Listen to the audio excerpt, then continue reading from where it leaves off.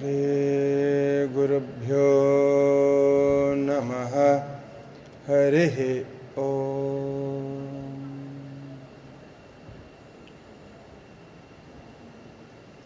വസുദേവസുതം ദേവം കംസചാണൂരമർദ്ദനം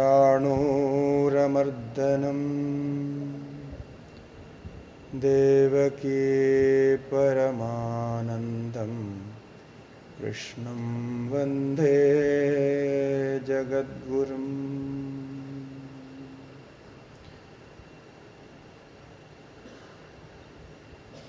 നാരായണ.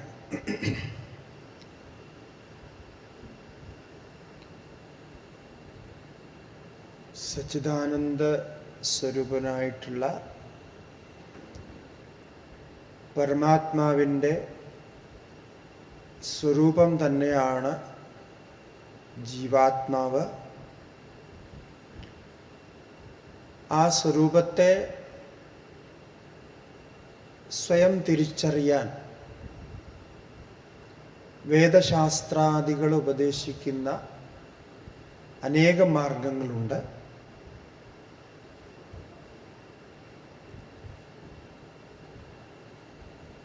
എന്താണ് സ്വരൂപം എന്ന് സ്വയം നമുക്ക് അനുഭവിക്കാൻ സാധിക്കുമ്പോൾ അവിടെ മോക്ഷം അല്ലെങ്കിൽ ജീവൻ മുക്തി അവസ്ഥ, സ്ഥിതപ്രജ്ഞ അവസ്ഥ, സ്വരൂപജ്ഞാനം, ഭഗവത് പ്രാപ്തി ഇതൊക്കെ സാധ്യമാകും. നേരത്തെ സൂചിപ്പിച്ചതുപോലെ വേദശാസ്ത്രങ്ങൾ പറയുന്ന അനുഭവം, സത്യം, തത്വം, അത് എപ്പോഴെങ്കിലും ഒരവസ്ഥയിൽ കാലാന്തരത്തിൽ മറ്റൊരു സമയത്ത് അഭ്യാസം കൊണ്ടും പരിചയം കൊണ്ടും കുറേ ഏറെ പുണ്യം സമ്പാദിക്കുന്നത് കൊണ്ടും പ്രാപിക്കേണ്ടതല്ല.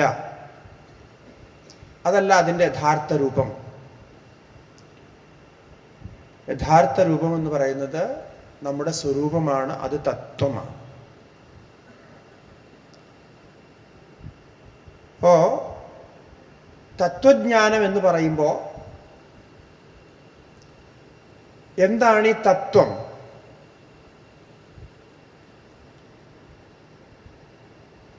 ശ്രീമദ് ഭാഗവതത്തില് വദന്തി തത്വവിതസ്തത്വം എന്ന് രാവിലെ സ്വാമിജികൾ പറഞ്ഞു വെച്ച ആ വാക്യം തന്നെ എടുക്കുകയാണ്. വദന്തി തത്വം തത്വവിതഃ തത്വവിദം തത്വം വദന്തി പരമാത്മേതി വദന്തി ബ്രഹ്മേതി വദന്തി ഭഗവാനിതി വദന്തി. നമ്മളെപ്പോഴും ചൊല്ലാറുള്ള ഒരു മംഗള ശ്ലോകമുണ്ട്, മംഗളാചരണ ശ്ലോകമുണ്ട്. ഈശ്വരോ ഗുരുരാത്മേതി മൂർത്തിഭേദ വിഭാഗിനെ. ഈശ്വരനും ഗുരുവും ആത്മാവും, ഭഗവാനും തത്വവും പരമാത്മാവും എല്ലാം ഒരു തത്വം തന്നെയാണ്. അപ്പം അതുകൊണ്ട് ഈ തത്വം എന്താണ് എന്ന് ചിന്തിക്കുന്നത് നന്നായിരിക്കും. അപ്പം ഇതുവരെയും നിങ്ങൾ ചിന്തിച്ചതും അത് തന്നെയാണ്, അനേകവട്ടം കേട്ടിട്ടുണ്ട്. പക്ഷെ വീണ്ടും നമ്മുടെ ഈ വിഷയത്തിലെ കുറച്ചുകൂടി ഗഹനത മനസ്സിലാക്കാൻ ആ തത്വത്തിൻ്റെ അനുഭവം, സച്ചിദാനന്ദമായിട്ടുള്ള തത്വത്തിൻ്റെ അനുഭവം എന്താണ് എന്ന് ഒന്ന് ചിന്തിക്കാം. വേദാന്തത്തില് അദ്വൈത അനുഭവത്തെ ആത്മസ്വരൂപ അനുഭവമായിട്ട്, ബ്രഹ്മാനുഭവമായിട്ട്, സച്ചിദാനന്ദ അനുഭവമായിട്ട് പറയുന്നു. അതിൽ സത്ത് എന്ന് പറഞ്ഞാൽ 3 തത്വങ്ങളാണ് അതിലുള്ളത്. സത്ത്, ചിത്ത്, ആനന്ദം. സത്ത്, ചിത്ത്, ആനന്ദം. ഈ മൂന്നിനും അനന്തമായ ഭാവമാണുള്ളത്. സത്ത് അനന്തം, ചിത്ത് അനന്തം, ആനന്ദവും അനന്തമാണ്. ഈ പദങ്ങളുടെ അർത്ഥം ഒന്ന് ചിന്തിക്കാം. ഇതെങ്ങനെയാണ് നമ്മുടെ അനുഭവത്തിലുള്ളത്? എന്താ ഭഗവാൻ പറഞ്ഞത്? ഈശ്വര സർവഭൂതാനാം ഹൃദ്ദേശേ അർജുന തിഷ്ഠതി സർവസ്യ ചാഹം ഹൃദി സന്നിവിഷ്ടോ മത്തസ്മൃതിജ്ഞാനം അപോഹനം ച. ഇതൊക്കെ ഭഗവാന്റെ വാക്കുകളാണ്, നമ്മൾ എത്രയോ വട്ടം ചൊല്ലിയിട്ടുള്ളതാണ്. എന്താ ഭഗവാൻ വീണ്ടും വീണ്ടും നമ്മളോട് പറഞ്ഞു തരുന്നത്, നമ്മളെ ഓർമ്മിപ്പിക്കുന്നത് എന്താണ്? ഞാൻ നിങ്ങളുടെ ഉള്ളിൽ, നിങ്ങളുടെ ഓരോരുത്തരുടെയും ഉള്ളിൽ ആത്മാവായിട്ട് ഞാൻ തന്നെയാണ് ഇരിക്കുന്നത് എന്നാണ് പറഞ്ഞു തരുന്നത്, അല്ലേ? അല്ലാതെ ഏതെങ്കിലും ഒരു സ്ഥാനത്തിരിക്കുന്നു, അങ്ങനെയല്ല. ഞാൻ വൈകുണ്ഠ ലോകത്തിലാണ്, എന്നെ കാണണമെങ്കിൽ അവിടേക്ക് വരണം എന്നല്ല പറയുന്നത് ഭഗവാൻ. അതിന് പകരം എന്താ പറയുന്നത്? ഞാൻ നിങ്ങളുടെ ഹൃദയദേശത്തിൽ ഇരിക്കുന്നു. നമ്മുടെ ഹൃദയദേശത്തിൽ നമ്മളല്ലാതെ വേറെ ആരെങ്കിലും ഉള്ളതായിട്ട് നമ്മൾ അനുഭവിക്കാറുണ്ടോ? അങ്ങനെ അനുഭവിക്കാറുണ്ടോ? അങ്ങനെ അനുഭവിച്ചാൽ എന്താവും? ഈ ആൾക്കാർ പറയാറുണ്ടല്ലോ, ശരീരത്തിൽ ഭൂതം കയറി, ഭൂതം കയറി എന്നൊക്കെ പറഞ്ഞു. ഇപ്പോൾ ഞാനല്ലാതെ ഒരാളും എൻ്റെ ശരീരത്തിലുണ്ട് എന്ന് തോന്നിയാൽ അതൊരു വലിയ ബുദ്ധിമുട്ടുള്ള കാര്യമാണ്. പക്ഷെ ഭഗവാൻ പറയുന്നത് ഞാൻ നിങ്ങളുടെ ശരീരത്തിൽ ഉണ്ട് എന്നാണ്. ഭൂതാവേശം പോലെ ഭഗവാൻ ആവേശപ്പെട്ടു, ഭഗവാൻ അതിലേക്ക് ആവിഷ്ടനായിരിക്കുന്നു, പ്രവിഷ്ടനായിരിക്കുന്നു. ദ്വാ സുപർണ സയുജ സഖായ സമാനം വൃക്ഷം പരിഷസ്വജാതേ എന്ന് ഉപനിഷത്ത് പറയും. ഇത് തന്നെ ശ്രീമദ് ഭാഗവതത്തിലും എടുത്തു പറഞ്ഞിട്ടുണ്ട്. അപ്പോൾ ഭഗവാൻ ആഗ്രഹിക്കുന്നത് ഭഗവാൻ നമ്മുടെ ഉള്ളിൽ തന്നെ ഉണ്ട് എന്നാണ്. അപ്പൊ ഏത് രൂപത്തിലാണ് ഉള്ളിലുള്ളത്? സച്ചിദാനന്ദ രൂപത്തിലാണ്. ഭഗവാൻ കൃഷ്ണന്റെ സ്വരൂപം എന്താണ് പറഞ്ഞിരിക്കുന്നത്? സച്ചിദാനന്ദ രൂപായ വിശ്വോത്പത്യാദി ഹേതവേ താപത്രയ വിനാശായ ശ്രീകൃഷ്ണായ വയം നുമഃ ജന്മാദ്യസ്യ യതോന്വയാദി തരതഃ. അപ്പൊ ഇതെല്ലാം കൂടെ കൂട്ടിച്ചേർത്ത് നോക്കുമ്പോൾ നമുക്ക് കിട്ടുന്ന ഒരർത്ഥമുണ്ട്. എന്താണ്? ഭഗവാന്റെ യഥാർത്ഥ നിവാസസ്ഥാനം തത്വജ്ഞാനത്തിൽ, അല്ലെങ്കിൽ തത്വവിദോ വദന്തി എന്ന് പറയുന്ന തത്വജ്ഞാനത്തിൽ യഥാർത്ഥമായ നിവാസസ്ഥാനം നമ്മുടെ ഹൃദയം തന്നെയാണ്.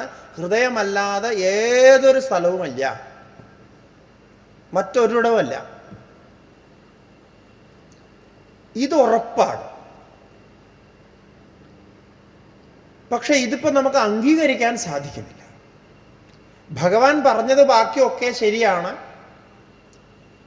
പക്ഷേ ഭഗവാൻ തന്നെ നമ്മുടെ ഉള്ളിൽ ഇരിക്കുന്നു എന്ന് അംഗീകരിക്കാൻ നമുക്കൊരു ബുദ്ധിമുട്ടുണ്ട്.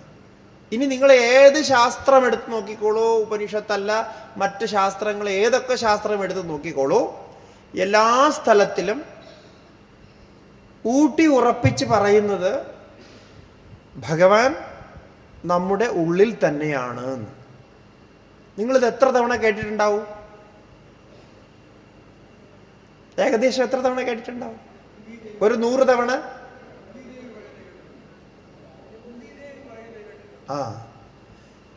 കുന്തി ദേവി പറഞ്ഞു. അല്ല, നമ്മൾ തന്നെ എത്ര കേട്ടിട്ടുണ്ടാവും? 100 തവണ ഉണ്ടാവില്ലേ? അതിലധികം ഉണ്ടാവും.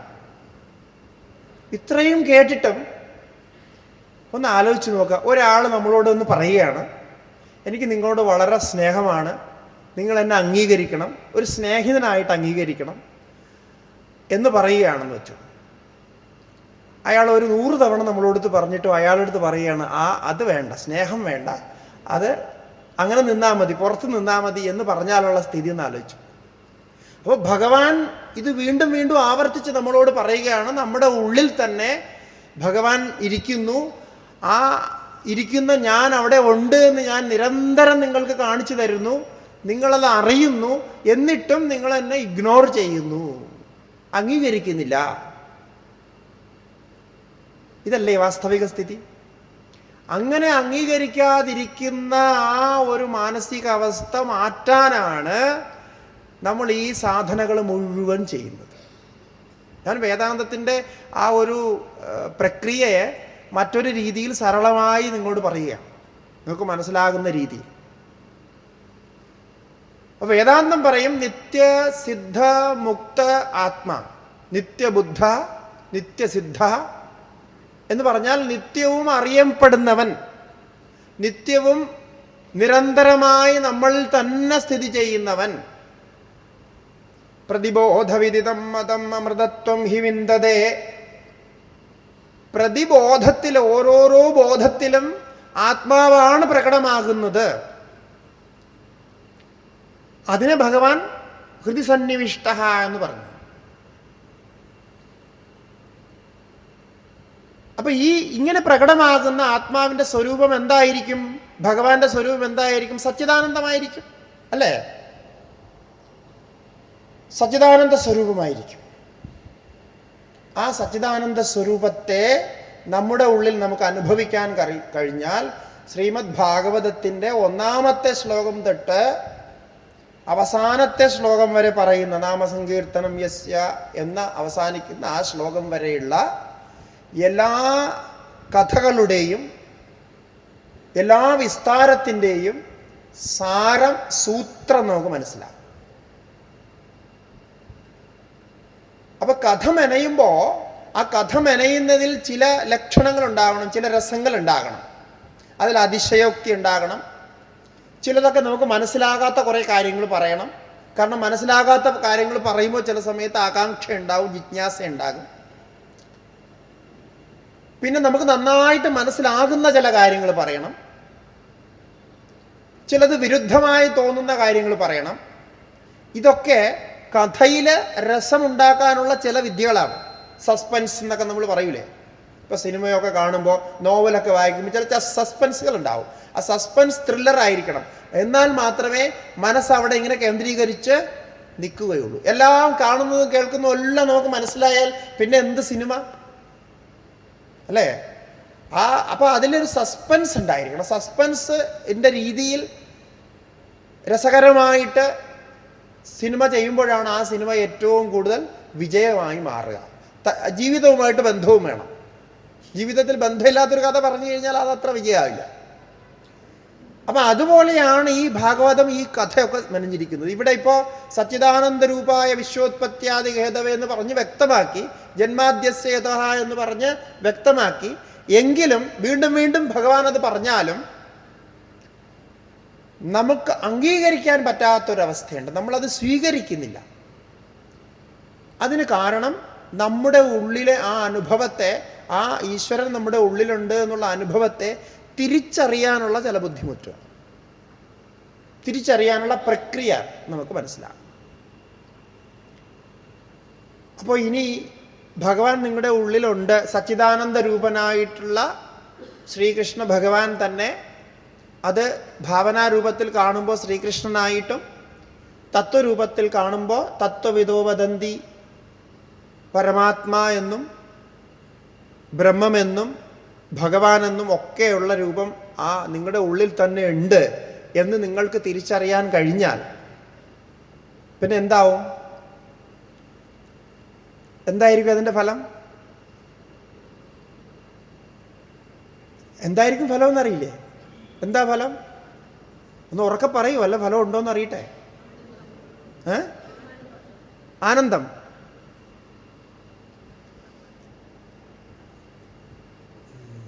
ആനന്ദമാണോ എന്ന് സംശയമുണ്ട്. പക്ഷേ എന്താണ് ഫലമെന്ന് ചോദിച്ചാൽ ആദ്യം സംഭവിക്കുന്നത് മൃത്യുഭയമില്ലാതാവും. ഞാൻ മരിക്കും എന്ന് ചിന്തിക്കുന്നുണ്ട്. അതില്ലാണ്ടാവും. പരീക്ഷത്തിനില്ലാതായത് അതാണ്. രാവിലെ സ്വാമിജികൾ ആ ഭാഗം പറഞ്ഞാണ് അവസാനിപ്പിച്ചത്. ഞാനതല്ലേ പറഞ്ഞ, സ്വാമിജി പറഞ്ഞ അതേ ലയൻ പിന്തുടർന്നുകൊണ്ടാണ് നമ്മളത് യോജിപ്പിക്കുന്നത്. അപ്പം മൃത്യുഭയമില്ലാതാകും. ബൃഹദാരണ്യക ഉപനിഷത്ത് പറയുന്നത് അമൃതം വൈ ജനകപ്രാപ്തോസി. എല്ലാ ആത്മോപദേശവും കഴിഞ്ഞതിന് ശേഷം യാജ്ഞവൽക്യൻ ജനക മഹാരാജാവിനോട് പറയുന്ന ഒരു വർണ്ണന ബൃഹദാരണ്യക ഉപനിഷത്തിലുണ്ട്. ബൃഹദാരണ്യക ഉപനിഷത്ത് വലിയ ഉപനിഷത്താണ്, ഏറ്റവും വലിയ ഉപനിഷത്തെന്ന് പറയാം. അതിൽ പറയുന്നത് അമൃതത്വത്തെ നീ പ്രാപിച്ചു, ഇനി നിനക്ക് ജീവിതമില്ല, ഇനി നിനക്ക് ജന്മങ്ങളില്ല. ജീവിതമില്ല എന്ന് പറഞ്ഞാൽ അമൃതത്വത്തെ പ്രാപിച്ചാൽ പിന്നെ കർമ്മബന്ധനങ്ങളില്ല എന്നർത്ഥം. പിന്നെ ജീവിക്കുന്നത് ജീവൻ മുക്തി അവസ്ഥയിലാണ്. ജീവൻ മുക്തി അവസ്ഥ എന്ന് പറഞ്ഞാൽ പ്രാരബ്ധ ശേഷം അനുഭവിക്കുക. അല്ലാതെ അവിടെ ഒന്നും അകർത്തവ്യങ്ങളില്ല, ആഗ്രഹങ്ങളില്ല. കാമാൻ യക്കാമയതേ മന്യമാനഃ സക്കാമഭിർജായതേ തത്ര തത്ര പര്യാപ്ത കാമസ്യ കൃതാത്മനസ്തു ഇഹൈവ സർവേ പ്രവിലീയന്തി കാമാഃ പ്രജഹാതി യഥാ കാമാൻ സർവാൻ പാർത്ഥ മനോഗതാൻ ആത്മന്യേവാത്മനാ തുഷ്ട സ്ഥിതപ്രജ്ഞ തദുച്യത്തെ. ആ അവസ്ഥയെ പ്രാപിക്കും.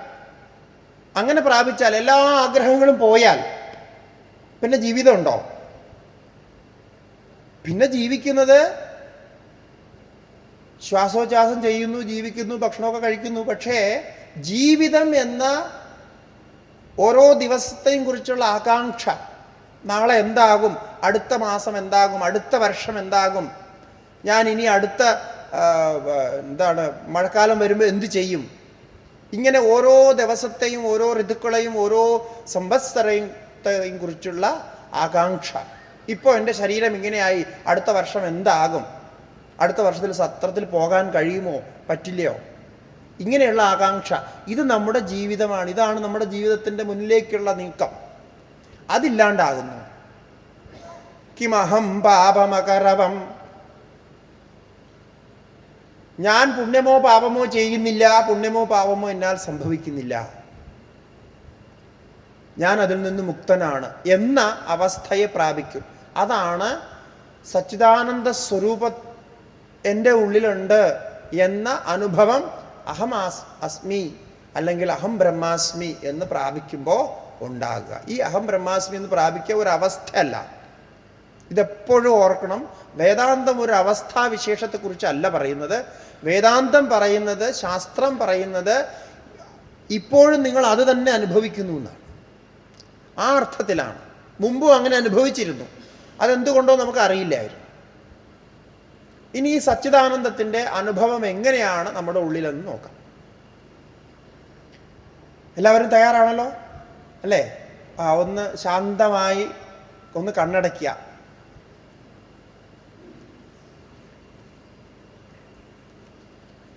കണ്ണടച്ചിട്ട്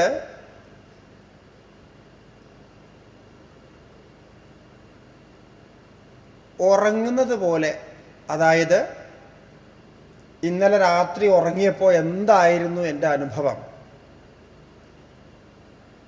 എന്നൊന്ന് ഓർക്കുക. ആ മനസ്സിനെ അതിലേക്ക് കൊണ്ടുപോവുക.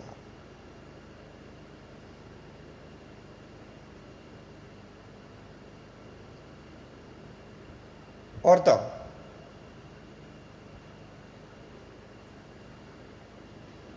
ഞാൻ കിടന്നുറങ്ങിയപ്പോൾ എൻ്റെ അനുഭവത്തിൽ അവിടെ ശരീരമോ മനസ്സോ ബുദ്ധിയോ അഹങ്കാരമോ ഇന്ദ്രിയങ്ങളോ ഒന്നും ഉണ്ടായിരുന്നില്ല. എല്ലാം ഞാൻ മറന്നു. എൻ്റെ ധനമില്ല, എൻ്റെ വീടില്ല, എൻ്റെ വാഹനമില്ല, എൻ്റെ ബന്ധുക്കളില്ല, ഒന്നുമില്ലാത്ത ഒരവസ്ഥ. ആ സമയത്ത് ഞാൻ മനുഷ്യനാണോ സ്ത്രീയാണോ പുരുഷനാണോ എന്നൊന്നും ഞാൻ ഓർക്കുന്നില്ല.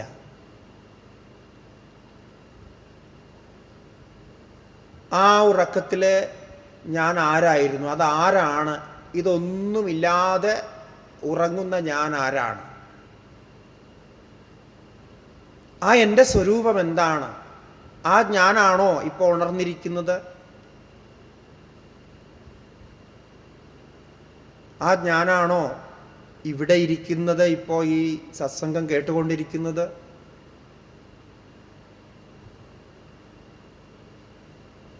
ഈ ഒരു അനുഭവം എന്താ തെളിയിക്കുന്നതെന്ന് ചോദിച്ചാൽ,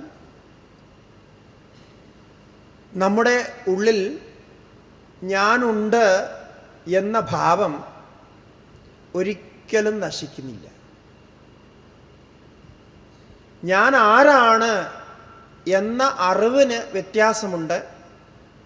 ഞാൻ ആരാണ് എന്ന്, ആരാണ് താങ്കൾ എന്ന് ആരെങ്കിലും ചോദിച്ചാൽ, ഞാൻ എൻ്റെ ശരീരത്തെയും അല്ലെങ്കിൽ എൻ്റെ ഇപ്പോഴത്തെ അവസ്ഥയെയും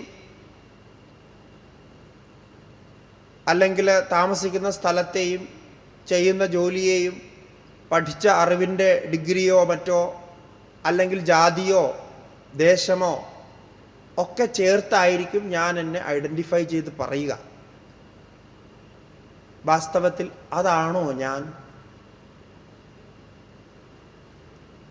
ഈ സത് സ്വരൂപമായിട്ടുള്ള ആത്മാവിൻ്റെ സ്വരൂപമായിട്ടുള്ള സത്ത്, ആ സ്വരൂപത്തിൽ ഈശ്വരൻ എന്നിൽ കുടികൊള്ളുന്നു. ആ സത്തിനെയാണ് സത്ത എന്നും ഉണ്മയെന്നും അസ്തിത്വമെന്നും നാം അനുഭവിക്കുന്നത്. ഒരിക്കലും ഈ അസ്തിത്വത്തിൻ്റെ അഭാവമുണ്ടാകുന്നില്ല. ഞാൻ ഒരിക്കലും ഇല്ലാതാകുന്നില്ല. ഇതുവരെയും ഞാൻ ഒരിക്കൽ പോലും ഞാൻ ഇല്ല എന്ന് അനുഭവിച്ചിട്ടില്ല.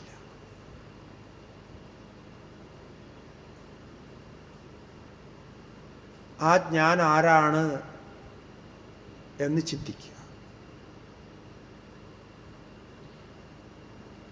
അതാണ് സച്ചിദാനന്ദ സ്വരൂപത്തിൽ പറയുന്ന സത്തിൻ്റെ സ്വരൂപം. ഇത് നമ്മളിൽ എപ്പോഴും ഒരുപോലെ കുടികൊള്ളുന്നു. ഭഗവാൻ ആ സ്വരൂപത്തിലാണ് നമ്മുടെ ഉള്ളിൽ നിറഞ്ഞു നിൽക്കുന്നത്. നമുക്ക് മനസ്സുകൊണ്ട് ചിന്തിക്കണമെങ്കിൽ ഭഗവാന്റെ, ഗുരുവായൂരപ്പൻ്റെ ആ 4 കരങ്ങളോട് കൂടിയ രൂപം നമുക്ക് ചിന്തിക്കാം. ഓടക്കുഴൽ വായിക്കുന്ന ഭഗവാൻ കൃഷ്ണൻ്റെ ആ സുന്ദരമായ രൂപം നമുക്ക് ചിന്തിക്കാം. ചിന്തയിൽ അതൊക്കെ വരാമെങ്കിലും സത്തയിലെ തത്വമാണ്, ബ്രഹ്മമാണ് ആത്മാവിൻ്റെ സ്വരൂപം. അത് നമുക്ക് സതായിട്ട് അനുഭവിക്കാൻ സാധിക്കുന്നുണ്ട്. ഇത് സതായിരിക്കുന്നത് എന്തുകൊണ്ട് എന്ന് ചോദിച്ചാൽ, ഇതിന് ഒരിക്കലും നാശമില്ല എന്നാണ്. ഇപ്പോൾ സയൻസിലൊക്കെ പറയുന്നതുകൊണ്ട് existence cannot be made non existence. ഒരു വസ്തുവിൻ്റെ സതത്വത്തെ, അസ്തിത്വത്തെ ഒരിക്കലും ഇല്ലാതാക്കാൻ സാധിക്കില്ല. ഗീതയിൽ പറഞ്ഞതുപോലെ നാസതോ വിദ്യതേ ഭാവോ, നാഭാവോ വിദ്യതേ സതഃ, സതഃ അഭാവോ ന വിദ്യതേ, അസതഃ ഭാവോ ന വിദ്യതേ. ഇല്ലാത്തതൊരിക്കലും ഉണ്ടാകില്ല, ഉള്ളത് ആ ഉണ്മ ഒരിക്കലും നശിക്കപ്പെടില്ല. അപ്പം ഇത്രയും ചിന്തിക്കുമ്പോൾ തന്നെ എത്ര സുഖം, എത്ര നന്നായി തോന്നുന്നു. അപ്പോൾ വെറുതെ സത്തിൻ്റെ സ്വരൂപത്തെക്കുറിച്ച് ഒന്ന് ചിന്തിച്ചാൽ തന്നെ നമുക്ക് ആത്മാവിൻ്റെ സ്വരൂപത്തെ ഉള്ളിൽ അനുഭവിക്കാൻ സാധിക്കും. അതിന് തെളിവായിട്ട് ഭഗവാൻ സുഷുപ്തി എന്നൊരവസ്ഥ നമുക്ക് തന്നിട്ടുണ്ട്. ഈ സുഷുപ്തി അവസ്ഥയെക്കുറിച്ച് എല്ലാ ഉപനിഷത്തുക്കളും പറയുന്നുണ്ട്. അതിൽ വിശേഷമായി പറഞ്ഞാൽ ഛാന്തോഗ്യ ഉപനിഷത്തിലെ 6-ാം അധ്യായത്തിൽ തുടങ്ങുന്നത് തന്നെ സദേവ സൗമ്യ ഇദമഗ്ര ആസീത് എന്ന് പറഞ്ഞിട്ടാണ്. എന്താണ് ആത്മാവ്, എന്താണ് ബ്രഹ്മം എന്ന് ചോദിച്ചപ്പോൾ സത് ആണ് ബ്രഹ്മം എന്ന് പറഞ്ഞു. ആത്മാവാണ് ബ്രഹ്മം, അതിനെ സത്ത് എന്ന് പറയുന്നു. പിന്നെ ആ സത്ത് എങ്ങനെയാ അറിയാൻ സാധിക്കുക എന്ന് ചോദിച്ചപ്പോൾ തുടർന്ന് പറഞ്ഞു സദാ സൗമ്യാ തഥാ സമ്പന്നോ ഭവതി സ്വം ഹി അപീതോ ഭവതി സ്വപിതീത്യാചക്ഷതേ.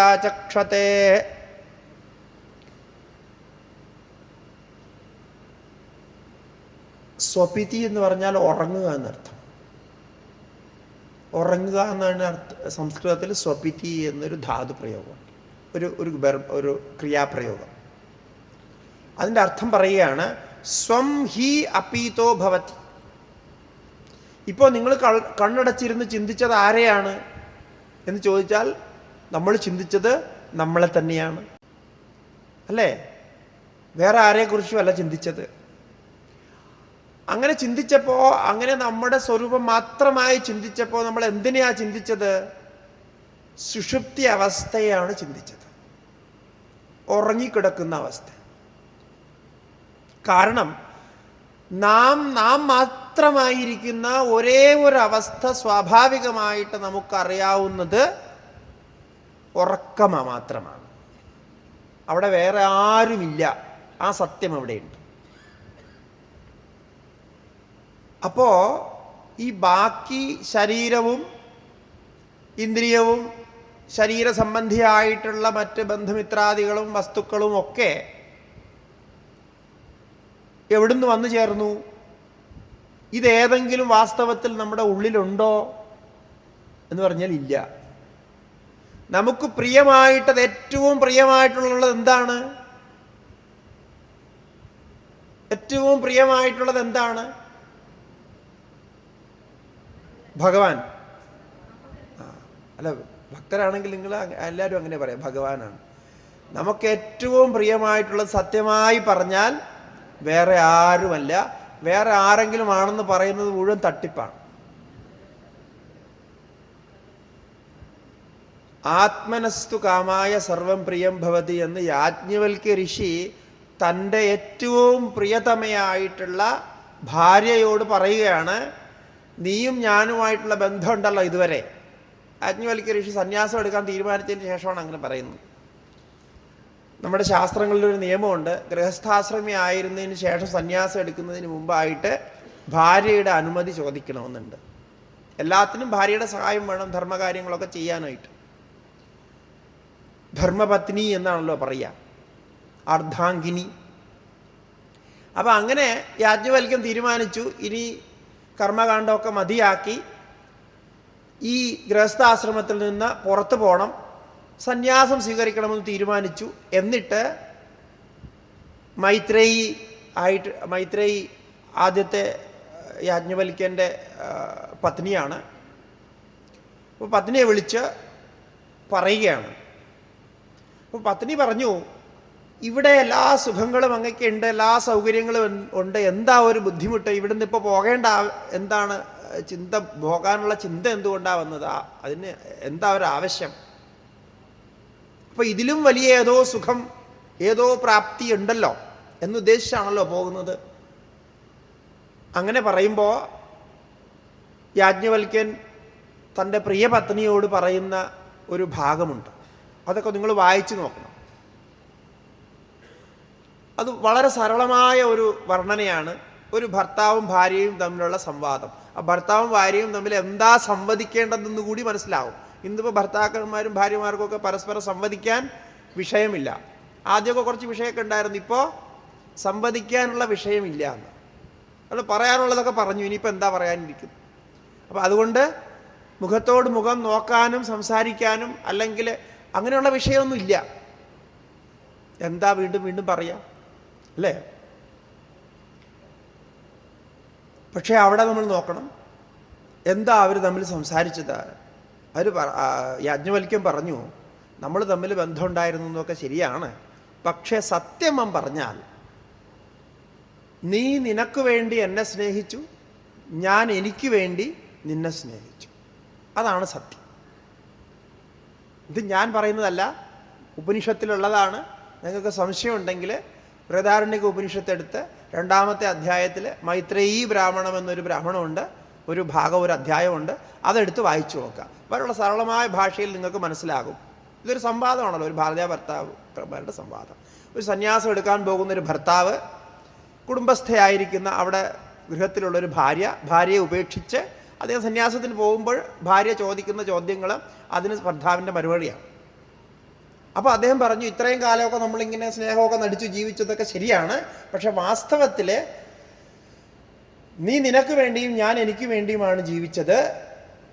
നമ്മൾ രണ്ടുപേരും കൂടെ ചേർന്ന് ജീവിച്ചാൽ ചില കാര്യങ്ങളൊക്കെ നമുക്ക് ചെയ്യാൻ കഴിയുമായിരുന്നു. ചില ധർമാനുഷ്ഠാനങ്ങൾ ചെയ്യാം, സന്തതി പരമ്പര ഉണ്ടാക്കാം, പിന്നെ അങ്ങനെയുള്ള യജ്ഞാനുഷ്ഠാനങ്ങളൊക്കെ ചെയ്യാമായിരുന്നു. അതൊക്കെ ചെയ്തു. കുറേ സാധനകൾ ചെയ്യാമായിരുന്നു, അതൊക്കെ ചെയ്തു.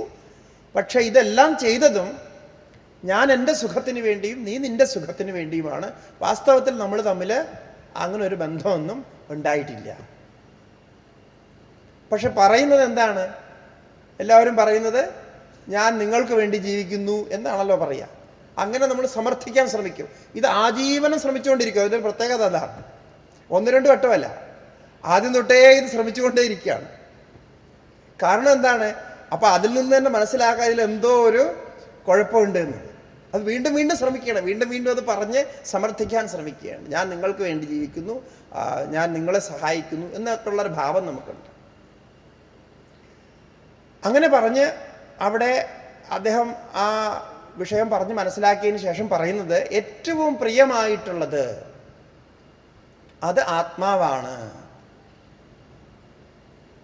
വിത്താത് പ്രേയഃ പുത്രാത് പ്രേയഃ എന്നൊക്കെ അവിടെ പറയുന്നുണ്ട്. എല്ലാ ധനത്തെക്കാളും താൻ ഇഷ്ടപ്പെടുന്നത് തന്നെയാണ്, എല്ലാത്തിനേക്കാളും ഇഷ്ടപ്പെടുന്നത്. ഇതൊരു സത്യമായ കാര്യമല്ലേ? എല്ലാവരും അംഗീകരിക്കുന്നുണ്ടോ? സത്യം തന്നെയല്ലേ? നമ്മളെ തന്നെയല്ലേ ഇഷ്ടപ്പെടുന്നത്? ഇനി നിങ്ങൾ ഭഗവാനെ ഇഷ്ടപ്പെടുന്നത് എന്തിനുകൊണ്ടാണ്? ഭഗവാനെ ഇഷ്ടപ്പെടുന്നതും നമുക്ക് വേണ്ടിയാണ്. ഭഗവാൻ നമുക്ക് എന്തെങ്കിലും സഹായങ്ങൾ ചെയ്യും, നമ്മുടെ പ്രശ്നങ്ങൾക്കൊക്കെ പരിഹാരമുണ്ടാക്കും.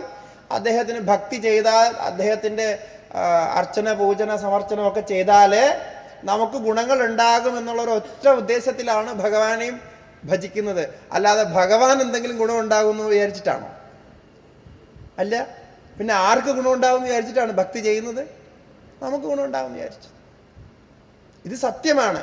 അതുകൊണ്ട് ഏറ്റവും പ്രിയമായിരിക്കുന്നത് ആത്മാവാണ്. ഇനി ഒരു കാര്യം പറയാം. ഈ പ്രിയം എന്ന ആത്മാവിന് പറയുന്നത് ആനന്ദത്തെ മുൻനിർത്തിക്കൊണ്ടാണ്. സത്യം, സത്ത്, ചിത്ത്, ആനന്ദം.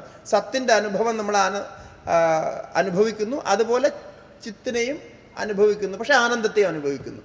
അപ്പോൾ ഏറ്റവും പ്രിയമാണെങ്കിൽ ആ ഏറ്റവും പ്രിയമായതിൽ നിന്ന് ആനന്ദവും ഏറ്റവും കൂടുതൽ ഉണ്ടാകണമല്ലോ. ലോജിക്ക് അതാണ് പറയുന്നത്. അതായത് നിങ്ങൾക്ക് ഏറ്റവും ഇഷ്ടമുള്ളൊരു ഭക്ഷണം, ഏറ്റവും ഇഷ്ടപ്പെട്ടൊരു ഭക്ഷണം, അത് വീണ്ടും വീണ്ടും കഴിക്കാൻ ആഗ്രഹിക്കുന്നു. അത് വീണ്ടും വീണ്ടും കഴിക്കുമ്പോൾ അതിൽ നിന്ന് കൂടുതൽ ആനന്ദമുണ്ടാകുന്നു. ഏതൊക്കെ വസ്തുക്കളാണോ ഏറ്റവും പ്രിയമായിരിക്കുന്നത്, അപേക്ഷികമായിട്ട് കമ്പാരിറ്റീവ്ലി പ്രിയമായിരിക്കുന്നു, അതിൽ നിന്നൊക്കെ കൂടുതൽ ആനന്ദമുണ്ടാകുന്നു. അല്ലെങ്കിൽ മറ്റൊരു ഭാഷയിൽ പറഞ്ഞാൽ ആനന്ദമുണ്ടാകുന്ന കൂടുതൽ ആനന്ദമുണ്ടാകുന്ന വസ്തുക്കളെയാണ് നമ്മൾ പ്രിയമുള്ളത് എന്ന് പറയുന്നത്.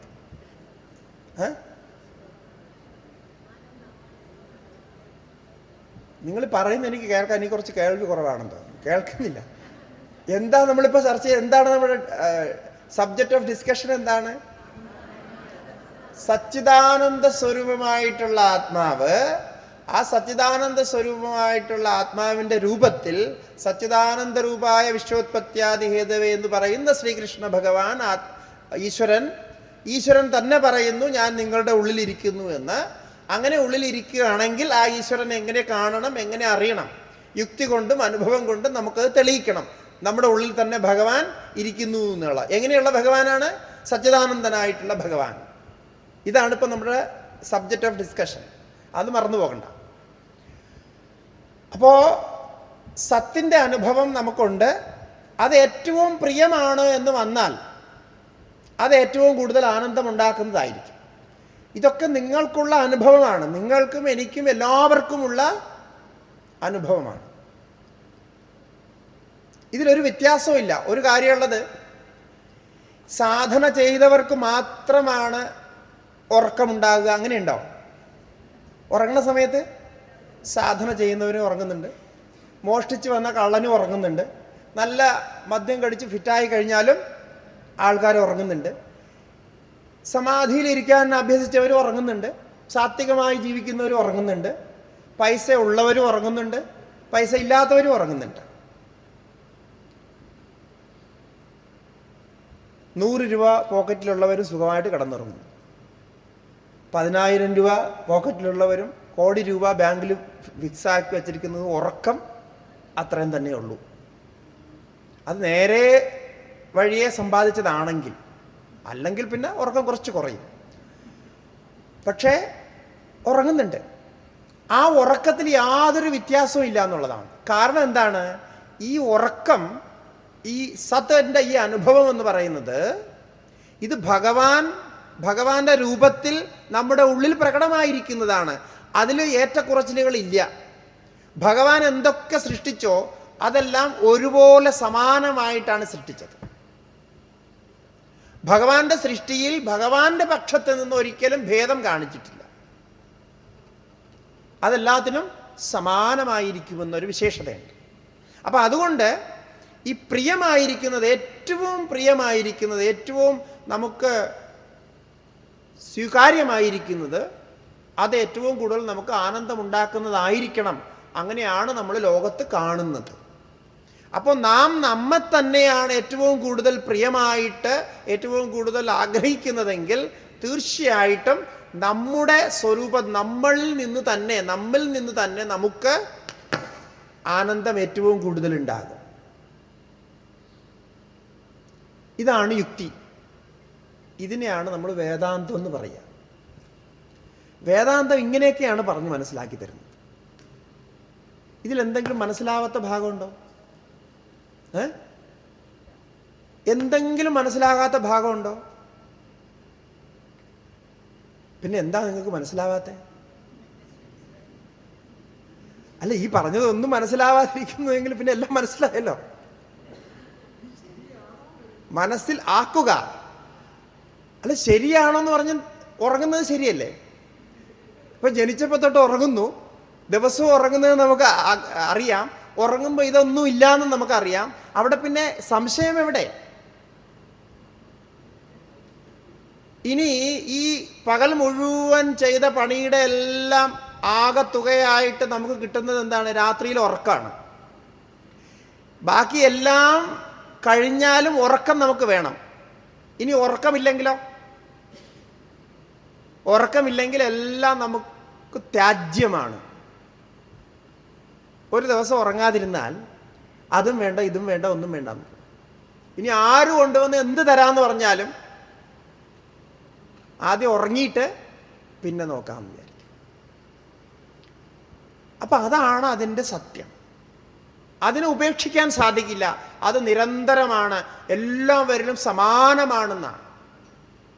ഞാനീ പറയുന്നത് മുഴുവൻ ഛാന്തോക്യ ഉപനിഷത്തിലെ 6-ാമത്തെ അധ്യായത്തിലെ 8-ാമത്തെ ഭാഗം മുതൽക്ക് 16-ാമത്തെ ഭാഗം, 16-ാമത്തെ ഖണ്ഡം വരെ ഉപനിഷത്ത് തന്നെ പറഞ്ഞിരിക്കുന്ന കാര്യത്തെയാണ് പറയുന്നത്. എങ്ങനെയാണ് സാക്ഷാത്കാരം നമുക്കുണ്ടാകുക, സച്ചിദാനന്ദ ഭഗവാൻ എങ്ങനെയാണ് നമ്മുടെ ഉള്ളിൽ പ്രവേശിച്ചിരിക്കുന്നു എന്ന് വീണ്ടും വീണ്ടും പറയുന്നത്. ഇത് നമ്മുടെ അനുഭവമല്ലേ?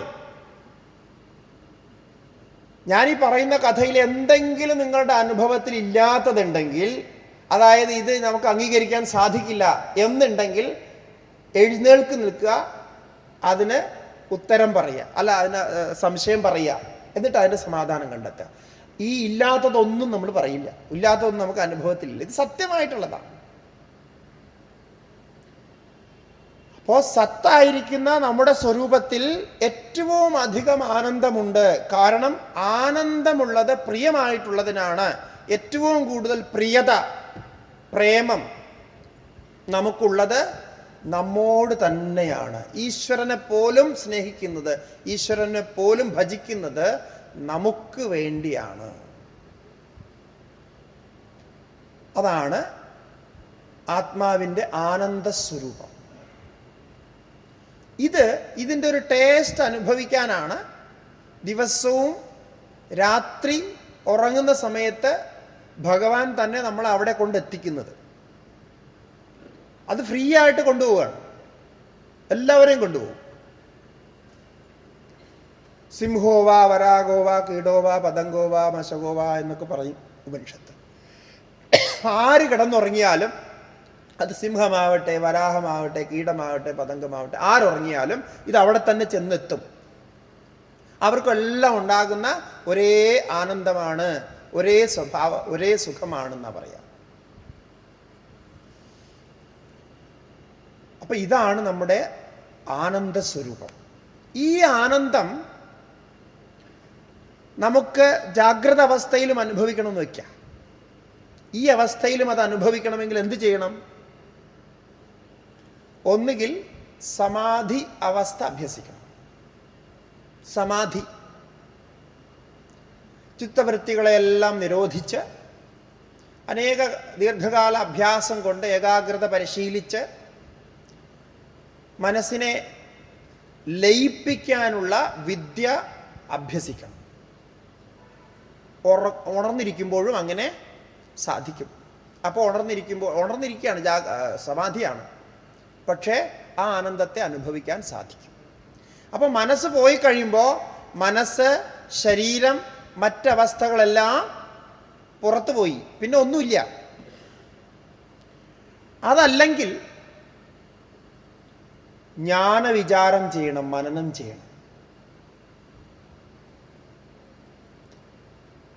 ജ്ഞാനത്തിൻ്റെ ഈ സൂക്ഷ്മമായ അനുഭവത്തെ നിരന്തരം നമ്മുടെ മനസ്സിൽ ചിന്തയിലൂടെ, വിചാരത്തിലൂടെ കൊണ്ടുവന്നുകൊണ്ടേയിരിക്കണം. കണ്ടിന്യൂസ് ആയിട്ടുള്ള മനനം നടത്തിക്കൊണ്ടേയിരിക്കണം. ഇതും അത്ര സുസാധ്യമല്ല. കാരണം എന്താണ്? ഈ വിഷയങ്ങളൊക്കെ നമ്മളെ ആകർഷിക്കും, മനസ്സിനെ അങ്ങോട്ടും ഇങ്ങോട്ടൊക്കെ കൊണ്ടുപോകും. അപ്പോൾ ചെയ്യേണ്ടത് ആ വിഷയങ്ങളോടെല്ലാം വൈരാഗ്യം പരിശീലിക്കുക. അങ്ങനെയാണ് ഈ വൈരാഗ്യം വന്നുകൂടുന്നത്. വൈരാഗ്യമില്ലാതെ ഇത് സാധ്യമാകില്ല എന്ന് പറയുന്നത്, ആത്മാവിനെ പ്രാപിക്കാൻ വൈരാഗ്യം വേണ്ട, ആത്മാവ് പ്രാപ്തമാണ്. പക്ഷെ ആത്മാവിൻ്റെ ആ സ്വരൂപം അനുഭവിക്കാൻ, മനസ്സിനെ അതിലേക്ക് കേന്ദ്രീകരിച്ച് നിർത്താൻ, ഏകാഗ്രമാക്കി നിർത്തണമെങ്കിൽ വിഷയവൈരാഗ്യമില്ലാതെ സാധിക്കും. വിഷയങ്ങളെല്ലാം ത്യജിക്കാൻ സാധിക്കണം. അപ്പോൾ അവിടെ വൈരാഗ്യം വേണം. അങ്ങനെ അഭ്യസിച്ച് മനനത്തിലൂടെ ഏകാഗ്രമാക്കിയാൽ നിരന്തരം ആ ആനന്ദത്തെ അനുഭവിക്കാൻ സാധിക്കും. അപ്പോൾ ഒന്ന് സമാധിയിലൂടെ, രണ്ട് ഈ പറഞ്ഞ മനന പ്രക്രിയയിലൂടെ, വൈരാഗ്യത്തിലൂടെ. ഇനി മൂന്നാമതൊരു പ്രക്രിയയുണ്ട്. അത് വിഷയങ്ങളെല്ലാം നമ്മൾ കണ്ടുകൊണ്ടിരിക്കുന്നു, എല്ലാത്തിനെയും നാല് ചുറ്റുള്ളതെല്ലാം കാണുന്നു, എല്ലാം അനുഭവിക്കുന്നു, എല്ലാം അതുപോലെ തന്നെയുണ്ട്.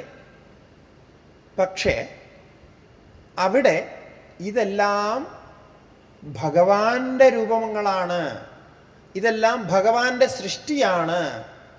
ആ ഭഗവാൻ എന്നിൽ ഇരിക്കുന്ന സച്ചിദാനന്ദ സ്വരൂപമാണ്. ആ ഭഗവാൻ തന്നെ വാസുദേവ സർവമിതി സമഹാത്മാ സുദുർലഭ. ഭഗവാൻ 7-ാമത്തെ അധ്യായത്തില്, 8-ാമത്തെ അധ്യായത്തില്, 9-ാമത്തെ അധ്യായത്തില്, 10-ാമത്തെ അധ്യായത്തില്, 11-ാമത്തെ അധ്യായത്തിലൊക്കെ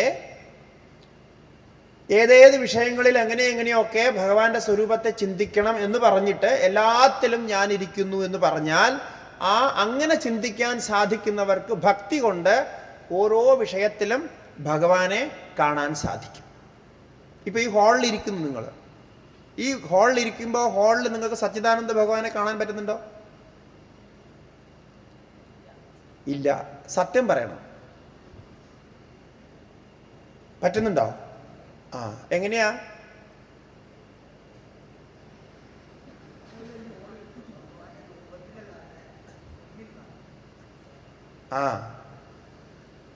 അതായത് ഇപ്പം നമ്മൾ മൂന്നാമത് പറഞ്ഞ വഴി വളരെ ശ്രദ്ധിക്കുക. കാരണം അത് ഭക്തിയും ജ്ഞാനവും വിവേകവും ഒക്കെ ചേർന്നൊരു വഴിയാണ്. ഇത് ചിലപ്പോൾ നിങ്ങൾ ഇതിനു മുമ്പ് കേട്ടിരിക്കാൻ സാധ്യതയില്ല. കാരണം ഇതൊരു ഫുള്ളി ടെക്നിക്കലായിട്ടുള്ള 100% വേദാന്ത ടെക്നിക്സ് ഉപയോഗിച്ചിട്ടുള്ള ഒരു പരിപാടിയാണ്. അതായത് ഇതിൽ കുറച്ച് സയൻസ് ഉണ്ട്, കുറച്ച് വേദാന്തത്തിൻ്റെ പ്രക്രിയയുണ്ട്. പക്ഷെ അത് അറിഞ്ഞിരുന്നാൽ രസമാണ്. ആദ്യത്തെ പറഞ്ഞ വഴി സമാധിയാണ്. അത് വളരെ കഠിനമായ സാധന കൊണ്ടൊക്കെ പ്രാപിക്കണം. യോഗികളൊക്കെ അത് യോഗികൾക്ക് പ്രാപിക്കാൻ സാധിക്കും. നമുക്കും അത് സാധിക്കും അങ്ങനെ സാധന ചെയ്താൽ. രണ്ടാമത്തത് മനന പ്രക്രിയയാണ്. നിരന്തരം ഭഗവാന്റെ സ്വരൂപത്തെ ചിന്തനം ചെയ്തുകൊണ്ടിരിക്കുക. അതിന് ജ്ഞാനത്തിൻ്റെയും യുക്തിയുടെയും ശാസ്ത്രത്തിൻ്റെയും വേദാന്തത്തിൻ്റെയും ഒക്കെ സഹായം നന്നായിട്ട് വേണം. ഗുരുവിൻ്റെ ഉപദേശം, ഗുരുവിൻ്റെ മാർഗദർശനം, ഓരോ പടിപടിയായിട്ട് നമുക്ക് ആ മാർഗദർശനം ഉണ്ടാകണം. അങ്ങനെയാണെങ്കിൽ ആ പ്രക്രിയ, മനന പ്രക്രിയയിലൂടെയും ഭഗവത് ഈ അനുഭവം, ഈ ഭാവത്തിൽ നമുക്ക് ഇരിക്കാൻ സാധിക്കും. മൂന്നാമത്തെ പ്രക്രിയയാണ് സർവം ഖലുദം ബ്രഹ്മ എന്ന് ഉപനിഷത്ത് പറയുന്നതും ഭഗവാൻ തന്നെയാണ് ഈ വിശ്വത്തിൽ മുഴുവൻ വ്യാപ്തമായിരിക്കുന്നതെന്ന് ഇപ്പോൾ ഇവിടെ പറഞ്ഞല്ലോ. ഈശാവാസ്യമിതകും സർവം ആത്മാവാസ്യമിതം വിശ്വം എന്ന് ഭാഗവതം പറഞ്ഞ ഈ രണ്ട് തലത്തിലുള്ളത്. അപ്പോൾ ഈ ഹാളിൽ നമ്മൾ ഇരിക്കുന്നു. ഈ ഹാളിൽ എന്തായാലും കാണുന്ന ഈ വസ്തുക്കളൊന്നും സച്ചിദാനന്ദമല്ല, ഭഗവാനല്ല, അല്ലേ? അങ്ങനെ അഥവാ ആയിരുന്നെങ്കിൽ നമ്മളിവിടെ ഭഗവാന്റെ ഫോട്ടോ ഒന്നും വയ്ക്കില്ലായിരുന്നു. കാരണം എന്താണ്? ഈ ഹാള് തന്നെ ഭഗവാന്റെ ഫോട്ടോയാണ്. വേറൊരു ഫോട്ടോ വയ്ക്കണ്ടല്ലോ. നമ്മൾ നമസ്കരിക്കുമ്പോൾ ഫോട്ടോയുടെ മുന്നിലാണ് നമസ്കരിക്കുക. ഈ ഹാളിനോ അല്ലെങ്കിൽ ചുറ്റുവട്ടത്തെയോ നമസ്കരിക്കുന്നില്ല. കാരണം എന്താണ്? അതിലൊന്നും സച്ചിദാനന്ദ ഭഗവാൻ ഉണ്ട് എന്ന് നമുക്ക് തോന്നുന്നില്ല. എന്നാൽ ഭഗവാൻ പറയുന്ന ഒരു വാക്യം, ഈശാവാസ്യം ഇതകും സർവം, ഞാൻ തന്നെയാണ് എല്ലാ സ്ഥലത്തും സ്ഥിതമായിരിക്കുന്നത്, എല്ലാത്തിൻ്റെ ഉള്ളിലും ഞാൻ തന്നെയാണ്, മത്തപരതരം നാന്യത് കിഞ്ചിദസ്തി ധനഞ്ജയ, എന്നിൽ നിന്ന് വ്യത്യസ്തമായിട്ട് മറ്റൊന്നുമില്ല. ഇപ്പോൾ ഉദ്ധവോപദേശത്തിലും മറ്റ് അവധൂതോപാഖ്യാനത്തിലും എല്ലാ സ്ഥലത്തിലും ഇത്തരത്തിലുള്ള വർണ്ണന വിസ്തരിച്ച് ഭാഗവതത്തിലും നമുക്ക് കാണാൻ സാധിക്കും. ഗോപികാഗീതത്തിലും ഗോപികമാരും പറയുന്നുണ്ട്, നഖലു ഗോപിക നന്ദനോ ഭവാൻ അഖിലദേഹിനാം അന്തരാത്മദൃക്. അപ്പോൾ ഇങ്ങനെ വർണ്ണിക്കുന്ന ഭഗവാന്റെ സ്വരൂപം നമുക്ക് കണ്ണുകൊണ്ടും കാണാം. എപ്പോഴും ജാഗ്രത അവസ്ഥയിൽ ഇരുന്നു കൊണ്ട് തന്നെ അത് ദർശിക്കാൻ പറ്റും. അതിൻ്റെ സത്ത് എന്ന രൂപത്തെ കാണാൻ സാധിക്കണം. അതിലെ ചിത്ത് അല്ലെങ്കിൽ ആനന്ദം, ഇതിനെയും നമുക്ക് അനുഭവിക്കാൻ സാധിക്കണം. അപ്പോൾ കാണുന്നത് എന്തോ അതിൻ്റെ ഉള്ളിൽ തന്നെ സച്ചിദാനന്ദമുണ്ട്. നമ്മുടെ ഉള്ളിൽ എങ്ങനെയാണോ പരമാത്മാവ് ഇരിക്കുന്നത് അതുപോലെ സച്ചിദാനന്ദം അതിൻ്റെ ഉള്ളിലുമുണ്ട്. അപ്പോൾ അതൊരു ചെറിയ ഉദാഹരണം പറഞ്ഞു പറയാം. ഇപ്പോൾ നമ്മുടെ മുന്നിലൊരു പുസ്തകമുണ്ട്. ശ്രീമദ് ഭാഗവത പുരാണ സ്ഥൂലാക്ഷര മൂല പുസ്തകമാണിത്. ഇതിൻ്റെ പേരെന്താ പറഞ്ഞത്? പുസ്തകം. അത് പുസ്തകത്തിലെ വിഷയം എന്താണെന്ന് ചോദിച്ചാൽ ശ്രീമദ് ഭാഗവത മഹാപുരാണമാണ്. ഈ പുസ്തകത്തെ, ശ്രീമദ് ഭാഗവത മഹാപുരാണത്തെ ഭഗവാന്റെ സ്വരൂപം എന്നാണ് പറയുന്നത്. അതിന് കാരണം ശ്രീമദ് ഭാഗവത മഹാപുരാണത്തിലെ സച്ചിദാനന്ദ ഭഗവാന്റെ സ്വരൂപം ലീലാവിലാസങ്ങളോടുകൂടി സുന്ദരമായി വർണ്ണിക്കപ്പെട്ടിരിക്കുന്നു. ഏത് വരിയെടുത്ത് വായിച്ചാലും അതിൽ ഭഗവാന്റെ ഒരു ലീല, ഒരംശം, ഒരു രസം നമുക്കതിൽ പ്രാപ്യമാകും എന്നൊക്കെയാണ് അതിലെ ഭാവന. അപ്പോൾ അതവിടെ നിൽക്കട്ടെ. ഇതിന് നമ്മൾ പുസ്തകം എന്നാണ് പറയുക, അല്ലേ? ഇതിലെവിടെയാ പുസ്തകമുള്ളത്?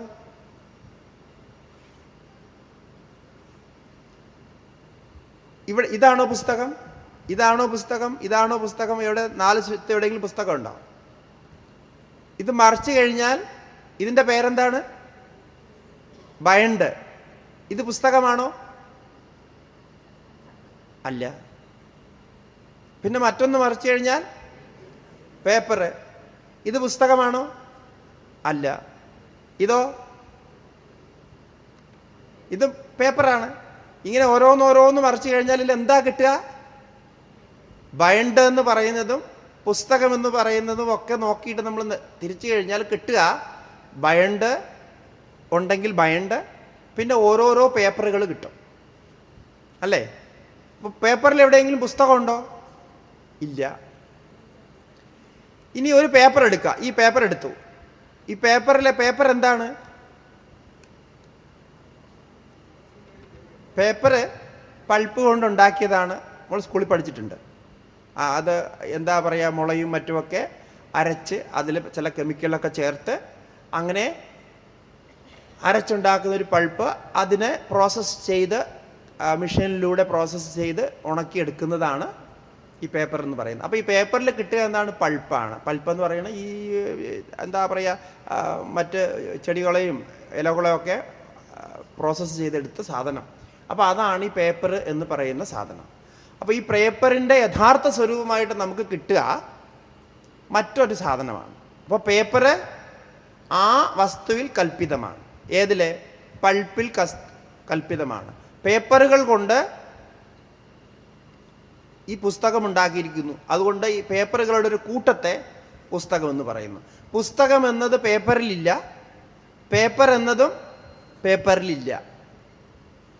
അങ്ങനെ നമ്മൾ അതിൻ്റെ കാരണത്തെ തേടിപ്പോകുമ്പോൾ ഈ വസ്തുക്കളുടെ രൂപത്തിൽ എന്താണോ കാണുന്നത് അതിൻ്റെയൊക്കെ ഒരു കാരണം അതിലുണ്ട്, അതിൻ്റെയൊക്കെ ഒരു കോസ് അതിലുണ്ട്. അതാണ് അതിൻ്റെ തത്വം, അതിൻ്റെ യഥാർത്ഥ രൂപം. അപ്പോൾ പുസ്തകത്തിൻ്റെ യഥാർത്ഥ രൂപം എന്തെന്ന് ചോദിച്ചാൽ അത് പൾപ്പ് എന്ന് പറയാം നമുക്ക്. അങ്ങനെയല്ലേ പറയേണ്ടത്? ഇപ്പോഴത്തെ ദൃഷ്ടിയിൽ നമ്മൾ നോക്കുകയാണെങ്കിൽ. അതാവട്ടെ, ഈ പൾപ്പ് ഉണ്ടായത് എങ്ങനെയാണ്?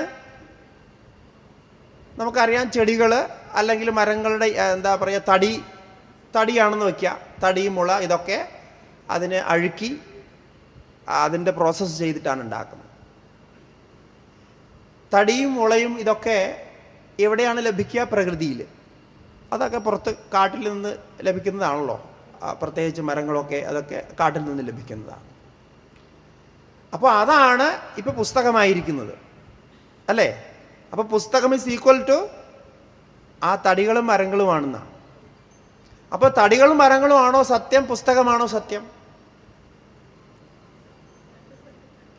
അല്ല, നിങ്ങൾക്ക് ഭഗവാനെ ദർശിക്കണ്ടേ? എന്നാൽ പിന്നെ കുറച്ച് ശുഷ്കാന്തിയോടെ ഇരിക്കൂ. ഇങ്ങനെ ഇരുന്ന് കഴിഞ്ഞാൽ ഭഗവാനെ എങ്ങനെ ദർശിക്കാൻ കഴിയും? സച്ചിദാനന്ദ കാണണമെങ്കിൽ കുറച്ചുകൂടിയൊക്കെ ഉന്മേഷം വേണം. അപ്പോൾ ഇപ്പം ഏതാണ് സത്യം? മരങ്ങൾ, തടികൾ, ഉണങ്ങിയ തടികൾ, അതല്ലേ സത്യം? ഇനി ആ തടികളും മരങ്ങളും ഒക്കെ ഉണ്ടാക്കിയത് ആരാ? അത് പ്രകൃതി. നമ്മളല്ലല്ലോ ഉണ്ടാക്കിയത്.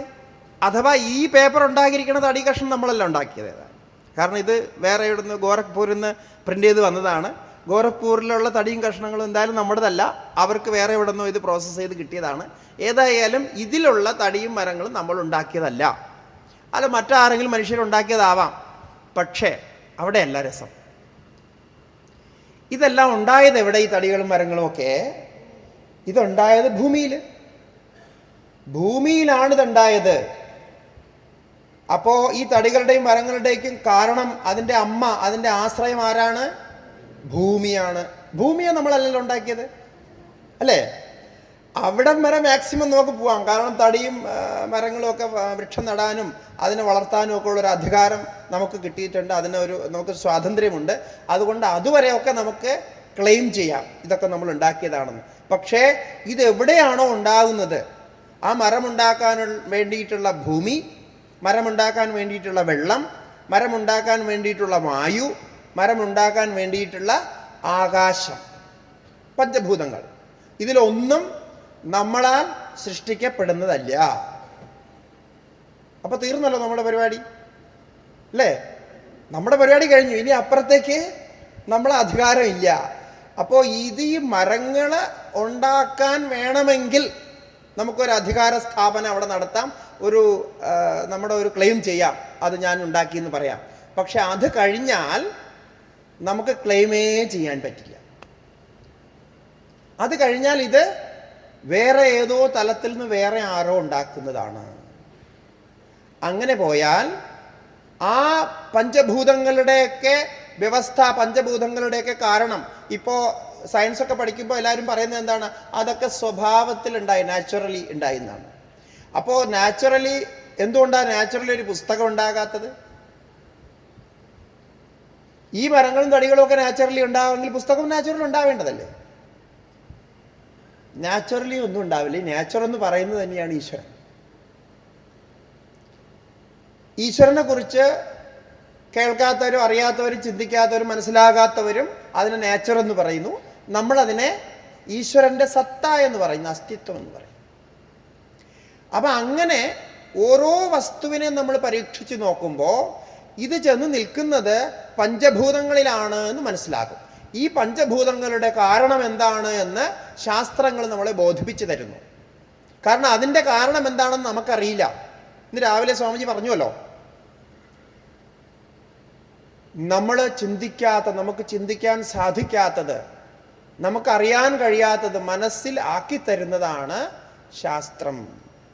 പ്രത്യക്ഷേണ അനുമീത്യാവ യസ്തുപായോ ന വിദ്യത്തെ ഏതം വിന്ദന്തി വേദേന തസ്മാത് വേദസ്യ വേദത എന്ന് മീമാംസാ ദർശനത്തിൽ കുമാരലി ഭട്ടൻ, വലിയ മീമാംസകനാണ് കുമാരലി ഭട്ടൻ. ശങ്കരാചാര്യ സ്വാമിജികൾ അദ്ദേഹമായിട്ടാണ് വാദപ്രതിവാദം ചെയ്യാൻ പോയത്. അത്രയും വലിയ പണ്ഡിതനായിരുന്നു 2000 വർഷങ്ങൾക്ക് മുമ്പ്. അദ്ദേഹം എഴുതി വച്ചിരിക്കുന്നു, എന്താണ് വേദം, വേദം എന്താ നിങ്ങൾക്ക് പഠിപ്പിച്ചു തരുന്നതെന്ന് ചോദിച്ചാൽ, നിങ്ങളുടെ ശക്തി എവിടെയാണോ സമാപിക്കുന്നത്, നിങ്ങളുടെ ബുദ്ധി എവിടെയാണോ സമാപിക്കുന്നത്, നിങ്ങളുടെ പ്രവർത്തന സാമർഥ്യം എവിടെയാണോ തടയപ്പെടുന്നത്, അവിടെ നിന്ന് തുടങ്ങിയാണ് വേദം നമ്മളെ ബോധിപ്പിക്കുന്നത്. അവിടെ തുടങ്ങിയാണ് ഭഗവാന്റെ കാര്യമെന്ന് സങ്കല്പിക്കൂ. അപ്പോൾ പ്രത്യക്ഷം കൊണ്ടോ അനുമാനം കൊണ്ടോ അറിയാൻ സാധിക്കാത്ത വിഷയസംബന്ധത്തെയാണ് വേദം പറഞ്ഞു തരുന്നത്. ഈ ശരീരമാണ് ആത്മാവെന്ന് നമ്മൾ കൽപ്പിച്ചിരിക്കുന്നു, ശരീരമല്ല ആത്മാവ് എന്ന് നമുക്ക് പ്രത്യക്ഷം കൊണ്ട് അറിയാൻ സാധിക്കുന്നില്ല. നമ്മൾ നാട്ടുകാരും വീട്ടുകാരും ആരും നമുക്കിത് പറഞ്ഞു തരുന്നില്ല. അപ്പോൾ പിന്നെ അത് വേദത്തിൻ്റെ ആശ്രയത്തിൽ പോയേ പറ്റും. ശ്രീമദ് ഭാഗവതം പോലുള്ള മഹാപുരാണങ്ങളുടെ തത്വസമീക്ഷ ചെയ്യേണ്ടി വരും. അങ്ങനെ ആ തത്വത്തിൽ അവിടെ ചെന്ന് നിൽക്കുന്നു. അപ്പോൾ എന്തായി? ഈ പഞ്ചഭൂതങ്ങളുണ്ട്, പഞ്ചഭൂതങ്ങളുടെ കാരണമായിട്ട് പറയുന്നത് ആത്മാവിനെയാണ്. സത്യം ജ്ഞാനം അനന്തം ബ്രഹ്മ യോ വേദ നിഹിതം ഗുഹായാം പരമേ വ്യോമൻ സോഹോഷ്ണുദേ സർവാൻ കാമാൻ സഹ. അങ്ങനെ ആ ആത്മാവിനെ അറിഞ്ഞാൽ, ആത്മാവിൻ്റെ സ്വരൂപത്തെ പറഞ്ഞത് സത്യം ജ്ഞാനം അനന്തമെന്ന്. ആ ആത്മാവിൽ നിന്നാണ് ആത്മനഃ ആകാശംഭൂത ആകാശാത് വായുരഗ്നി, ആ പഞ്ചഭൂതങ്ങളൊക്കെ ഉണ്ടാകുന്നത് ആ ആത്മാവിൽ നിന്നാണെന്നും ശാസ്ത്രം പറയുന്നുണ്ട്. അപ്പോൾ ആ ആത്മാവാണ് എല്ലാത്തിലും പ്രവേശിച്ചിരിക്കുന്നത്. തത് സൃഷ്ട്വാ തദേവ അനുപ്രാവിശത്ത്, അതെല്ലാം സൃജനം ചെയ്തിട്ട് അതെല്ലാം പ്രവേശിച്ചു. യ പൃഥിവ്യാം തിഷ്ഠൻ യൻ പൃഥിവീ ന വേദ യസ്യ പൃഥിവീ ശരീരം യോ പൃഥിവ്യാം അന്തരോ യമയതി സ അന്തര്യാമി അമൃതഃ. എത്ര യുക്തിയോടുകൂടിയാണ്, എത്ര സരളമായിട്ടാണ് പറഞ്ഞിരിക്കുന്നത്. ഇത് മനസ്സിലാക്കാൻ എന്തെങ്കിലും ബുദ്ധിമുട്ടുണ്ടോ? ഒരു കഥ മനസ്സിലാക്കുന്ന അതേ സരളതയിൽ, അതേ രീതിയിൽ നമുക്കിത് മനസ്സിലാക്കാം. അങ്ങനെ നമ്മൾ ചിന്തിച്ചാൽ. അപ്പോൾ ഈ പുസ്തകം ഇപ്പം എന്താ? പുസ്തകം ഇപ്പം എന്താണ്? പഞ്ചഭൂതങ്ങൾ. പഞ്ചഭൂതങ്ങൾ എവിടെ നിന്ന് വന്നു? ആത്മാവിൽ നിന്ന് വന്നു എന്നാണല്ലോ ശാസ്ത്രം പറയുന്നത്. കാരണം എന്താണ്? പഞ്ചഭൂതങ്ങൾ ആത്മാവിൽ നിന്ന് വന്നു പറയാൻ കാരണം എന്താണ്? ഈ പറഞ്ഞ പുസ്തകത്തിലും സത്ത് എന്നൊരവസ്ഥയുണ്ട്. ഈ പുസ്തകമുണ്ട്, ഞാനുണ്ട് എന്ന് അനുഭവിക്കുന്നത് പോലെ പുസ്തകമുണ്ട് എന്നൊരനുഭവമുണ്ട്. ഇതിൻ്റെ എക്സിസ്റ്റൻസ് അതിനെ ആർക്കും നിരാകരിക്കാൻ പറ്റില്ല. അപ്പോൾ പുസ്തകമുണ്ട് എന്നുള്ള അനുഭവം, ഈ പുസ്തകത്തെ അറിയുകയും കാണുകയും ഇതിനോട് സംബന്ധം ഉണ്ടാകുമ്പോൾ നമുക്ക് അതിൽ നിന്ന് ഉളവാകുന്ന ആനന്ദത്തിൻ്റെ, അത് ആനന്ദത്തിന് നിമിത്തവുമാകുന്നുണ്ട്. ആനന്ദം ഉളവാകുന്ന അകത്താണെങ്കിലും നിമിത്തമാകുന്നുണ്ട്. അപ്പോൾ ഇതിൽ അപ്രകടിതമായിട്ടുള്ള ആനന്ദ സ്വരൂപമുണ്ട്. അതുപോലെ ഇതിന് നമുക്ക് അറിയാൻ കഴിയുന്നു, ഇതിൽ ഈ വസ്തുവിൽ പ്രകടമല്ലാത്ത ചൈതന്യമുണ്ട്. ഏതൊരു ശക്തിയാണോ നമ്മുടെ ഈ ശരീരം ഉണ്ടാക്കി തന്നിരിക്കുന്നത്, ഈ ശരീരത്തിൽ എന്താണോ കോമ്പൗണ്ട്സ് ഉള്ളത്, അതായത് മെറ്റീരിയൽ കോമ്പൗണ്ട്സ്, ഈ ഭൂമിയിലുള്ള കോമ്പൗണ്ട്സ് തന്നെയാണ്, ആ സാധനങ്ങൾ തന്നെയാണ് നമ്മുടെ ഈ ശരീരത്തിലുള്ളത്. ഇതെല്ലാവർക്കും അറിയാമല്ലോ, അതിൻ്റെ ബേസിക് കോമ്പൗണ്ട്സ് ഒക്കെ സെയിം ആണ്. അതേ കോമ്പൗണ്ട്സ് കൊണ്ടാണ് ഇത് ഉണ്ടാക്കിയിരിക്കുന്നത്. അതേ കോമ്പൗണ്ട്സ് തന്നെയാണ് ഈ തടി കൊണ്ടുണ്ടാക്കിയിട്ടുള്ള ടേബിള്. അതേ കോമ്പൗണ്ട്സ് തന്നെയാണ് ഇതും. അപ്പം മെറ്റീരിയലിന് നമ്മൾ വേറെയാക്കി നോക്കിയാൽ ഇതിലെല്ലാം ഒരു സമത കാണാൻ പറ്റും. അതിനർത്ഥം ഇതെല്ലാം ഒരേ അടുക്കളയിലുണ്ടായ വസ്തുക്കളാണ്. ഇതെല്ലാം ഒരാൾ ഉണ്ടാക്കിയതാണ്. ഓരോ മെറ്റീരിയൽ ഉപയോഗിച്ച് പല രീതിയിലുണ്ടാക്കി. അത് ഭഗവാൻ ഉണ്ടാക്കിയപ്പോൾ വിചിത്രമായിട്ടുണ്ടാക്കി. ഓരോന്നോരോന്ന് പരീക്ഷിച്ച് നോക്കി. അതിലിങ്ങനെ പലതരത്തിലുള്ള കോമ്പിനേഷൻസ് നോക്കി. അതിനെക്കുറിച്ച് പറഞ്ഞാൽ അനന്തമാണ്. എല്ലാ പരീക്ഷണങ്ങളും അദ്ദേഹം നടത്തി. ചില ജീവികളെ വെള്ളത്തിൽ മാത്രം ജീവിക്കുന്നവരാക്കി മാറ്റി, അങ്ങനെ പരീക്ഷിച്ച് നോക്കി. ചിലതിനെ കരയിലും വെള്ളത്തിലും ജീവിക്കുന്നതാക്കി പല തരത്തിലും ഉണ്ടാക്കി. ചിലതാണെങ്കിൽ കരയിലേ ജീവിക്കൂ, വെള്ളത്തിൽ പോയാൽ മുങ്ങിച്ചാകും, അങ്ങനെ ഉണ്ടാക്കി. അല്ലേ? ഭക്ഷണത്തിൻ്റെ രീതിയിൽ എല്ലാം വളരെ സിസ്റ്റമാറ്റിക്കാണ്, 100%. അപ്പം അതിനർത്ഥം എന്താണ്? ഇതൊക്കെ ഉണ്ടാക്കുകയും നിയന്ത്രിക്കുകയും ചെയ്യുന്ന ഒരാൾ മഹാനായ സർവജ്ഞനാണ്. എല്ലാം അറിയുന്നവനാണ്. എല്ലാത്തിൻ്റെയും അറിവ് എല്ലാത്തിലും വച്ചിരിക്കുന്നു. ഒരു പുഷ്പം മൊട്ടായിരിക്കുന്നു, പിന്നെ അത് വികസിച്ചു വലുതാകും. പുഷ്പത്തിൽ വികസിക്കാനുള്ള ഇൻഫർമേഷൻ അതിൻ്റെ അകത്തുണ്ട്. അതുകൊണ്ട് ആ പുഷ്പത്തെ നമ്മൾ പറിച്ചു കൊണ്ടുവച്ചാലും അത് സ്വയം തന്നെ വികസിക്കും. കാരണം അതിൽ ഇൻഫർമേഷൻ ഫീഡഡ് ആണ്. ഇന്നിപ്പോൾ കമ്പ്യൂട്ടറിൽ പറയുന്ന പോലെയാണ്. ഓട്ടോമാറ്റിക്കലി വണ്ടികൾ ഓടുന്നു, പലതും ഓട്ടോമാറ്റിക് നടക്കുന്നുണ്ടല്ലോ. അതിലെല്ലാം ചിപ്പിട്ട് ഇൻഫർമേഷൻ ഫീഡ് ചെയ്യുന്നുണ്ട്. ഒരു പ്രോഗ്രാമാണ്. അതുമാതിരി ഭഗവാൻ പണ്ടേ ഈ നാനോ പ്രോഗ്രാമൊക്കെ പണ്ടേ തന്നെ വളരെ നന്നായിട്ട് എസ്റ്റാബ്ലിഷ് ചെയ്ത് എല്ലാത്തിലും ഈ പ്രോഗ്രാം ചെയ്ത് വെച്ചിരിക്കുകയാണ്. അങ്ങനെയാണ് പെർഫെക്റ്റ്ലി അദ്ദേഹം നിയന്ത്രിക്കുന്നത്. കാരണം ഈ പ്രോഗ്രാം ചെയ്ത് എല്ലാ പ്രോഗ്രാമത്തിനെയും സെൻട്രലൈസ്ഡ് നിയന്ത്രണം വച്ചില്ല എങ്കിൽ എങ്ങനെയാണ് നിയന്ത്രിക്കുക? ഇപ്പം ഇന്ന് കമ്പ്യൂട്ടറിൻ്റെ മുൻപിലിരുന്ന് നമ്മുടെ സൈന്യത്തിൻ്റെ കാര്യങ്ങളൊക്കെ നിയന്ത്രിക്കുന്നതൊക്കെ ഒരു സ്ഥലത്തിരുന്നാണ്. മൊത്തം സൈന്യത്തിൻ്റെ എല്ലാ കാര്യങ്ങളും നിയന്ത്രിക്കുന്നത്. അതെല്ലാം കമ്പ്യൂട്ടറൈസ്ഡ് ആണ്, അതെല്ലാം കണക്റ്റഡ് ആണ്. അതുപോലെ ഓരോരോ കാര്യങ്ങളും നമുക്കറിയാം. അതുപോലെ ഒരു സെൻട്രലൈസ്ഡ് കൺട്രോൾ റൂം സിസ്റ്റം, ഒരു സെൻട്രലൈസ്ഡ് കൺട്രോള് പ്രോഗ്രാം അത് ഭഗവാൻ ചെയ്തിട്ടുണ്ട്. അതുകൊണ്ട് എല്ലാവരും വേണ്ടതുപോലെ ഓരോരുത്തരുടെ ആശ്രയത്തെ എടുക്കും. ആ ആശ്രയത്തെ എടുത്ത് പ്രയോഗിക്കും. വേണ്ടാത്തപ്പോൾ അത് ഉപേക്ഷിക്കും. അത് കഴിഞ്ഞത് മാറും. ഇതെല്ലാം ചെയ്യും. അപ്പോൾ അങ്ങനെ നോക്കിയാൽ ഈ പുസ്തകം എന്ന് പറയുന്നത് വാസ്തവത്തിൽ ആ ആത്മാവിൽ, ഏതൊരാത്മാവിൽ നിന്നാണോ നാം എല്ലാം ഉണ്ടായിരിക്കുന്നത്, നമ്മുടെ എല്ലാം ഉള്ളിൽ ഏതൊരാത്മാവാണോ പ്രവേശിച്ചിരിക്കുന്നത്, ആ ആത്മാവിൻ്റെ സ്വരൂപം തന്നെയാണ് ഇത്. അല്ലേ? വേറെ ഒരു സോഴ്സും അവിടെ ഇല്ല.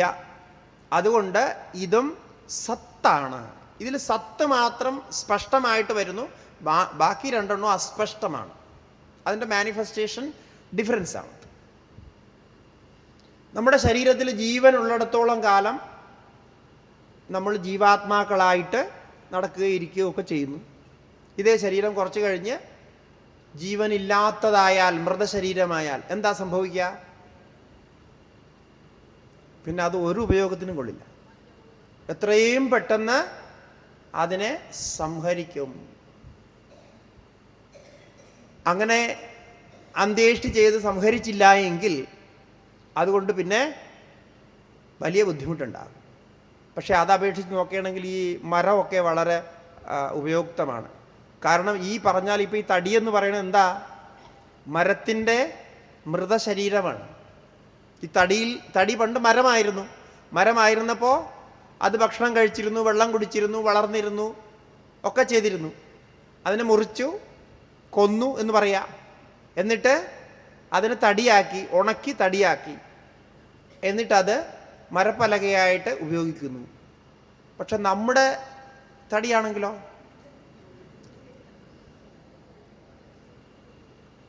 അതിലെന്തെങ്കിലും ഒരു സാധനം നമുക്ക് റീയൂസ് ചെയ്യാൻ പറ്റുമോ? ഒന്നുമില്ല. അപ്പോൾ മരങ്ങളോട് ചോദിച്ചാൽ മരങ്ങൾ പറയും, നമ്മളാണ് ശ്രേഷ്ഠര്, കുറഞ്ഞ പക്ഷം നമ്മളെ തടിയെങ്കിലും ഉപയോഗത്തിന് വരുന്നുണ്ട്, നിങ്ങളാണെങ്കിലോ. അതാണ് ഈ കമ്പാരിസൺ എന്ന് പറയുന്നത്. ഓരോരോ അതിൻ്റെ അർത്ഥം മരങ്ങളെ പോലെയാണ് നമ്മളെന്നില്ല. കുറേ ഗുണങ്ങൾ നമ്മളെടുത്തുണ്ട്. പക്ഷേ ഇതും ശാസ്ത്രത്തിൽ പറഞ്ഞിട്ടുണ്ട്. ഈ പറഞ്ഞ ഛാന്തോക്യ ഉപനിഷത്തിലും അതുപോലെ ബൃഹദാരണ്യക ഉപനിഷത്തിലെ 4-ാം അധ്യായത്തിൽ അവസാനം യാജ്ഞവൽക്യ ഋഷി നമ്മുടെ ശരീരത്തെയും ജീവാത്മാവിനെയും ഒക്കെ മരത്തിനോട് താദാത്മ്യപ്പെടുത്തി പറയുന്നുണ്ട്. എങ്ങനെയാണോ ഈ മരങ്ങൾ, അതുപോലെയാണ് നമ്മുടെ ഈ ശരീരങ്ങൾ, അതിൽ നിന്ന് ഒരു വ്യത്യാസവുമില്ല. അപ്പം അങ്ങനെ ഈ സ്വഭാവാലുള്ള പ്രക്രിയയെ നമ്മൾ ചിന്തിക്കുമ്പോൾ, ഇപ്പം ഇതൊക്കെ ഇതിൽ ഏകദേശം ഒരു 20% അല്ലെങ്കിൽ ഒരു 50% സാധനം നിങ്ങൾ സ്കൂളിലും പുസ്തകങ്ങളിലുമൊക്കെ പഠിച്ചിട്ടുള്ളത് തന്നെയാണ്, അല്ലാത്തതൊന്നുമില്ല. ഇതൊക്കെ സത്യമായിട്ട് അത് നിങ്ങൾ പഠിച്ചിട്ടുള്ളതാണ്. പക്ഷെ ഇങ്ങനെ അതിൽ ആധ്യാത്മികമായൊരു ചിന്ത ആ വിദ്യാഭ്യാസത്തിൽ നിന്ന് വരുന്നില്ല. അതൊരു ഒബ്ജക്റ്റീവ് ഒബ്സർവേഷനാണ്. നമ്മളിവിടെ ഉള്ളത് സബ്ജക്റ്റീവ് ഒബ്സർവേഷനാണ്. നമ്മൾ അതിൻ്റെ തത്വരീതിയിൽ, അനുഭവത്തിൻ്റെ രീതിയിൽ നോക്കുന്നു. അത് അവർ അതിൻ്റെ ഭോഗ്യ രീതിയിൽ ഒബ്ജക്റ്റായിട്ട് നോക്കുന്നു. അങ്ങനെയാണ് ഈ കാണുന്നത് മുഴുവൻ പഞ്ചഭൂതാത്മകമായിട്ട് സച്ചിദാനന്ദമായിട്ട് നിലകൊള്ളുന്നത്. അപ്പോൾ അങ്ങനെ ചിന്തിക്കാൻ നമുക്ക് സാധിച്ചാൽ ഓരോ വസ്തുവിനെ കാണുമ്പോഴും അതിലുള്ള സത്ത്, ചിത്ത്, ആനന്ദം, ഇതെൻ്റെ സ്വരൂപമാണ്, ഇതാണ് ഭഗവാൻ ഗീതയിൽ പറയുന്നത്, ഇതാണ് ഭഗവാൻ ഭാഗവതത്തിൽ പറയുന്നത് എന്ന് സച്ചിദാനന്ദ സ്വരൂപത്തെ തിരിച്ചറിയുന്നു.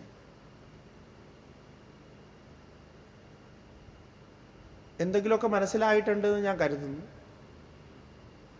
ഇത് വീണ്ടും വീണ്ടും പോയി ചിന്തിക്കുക.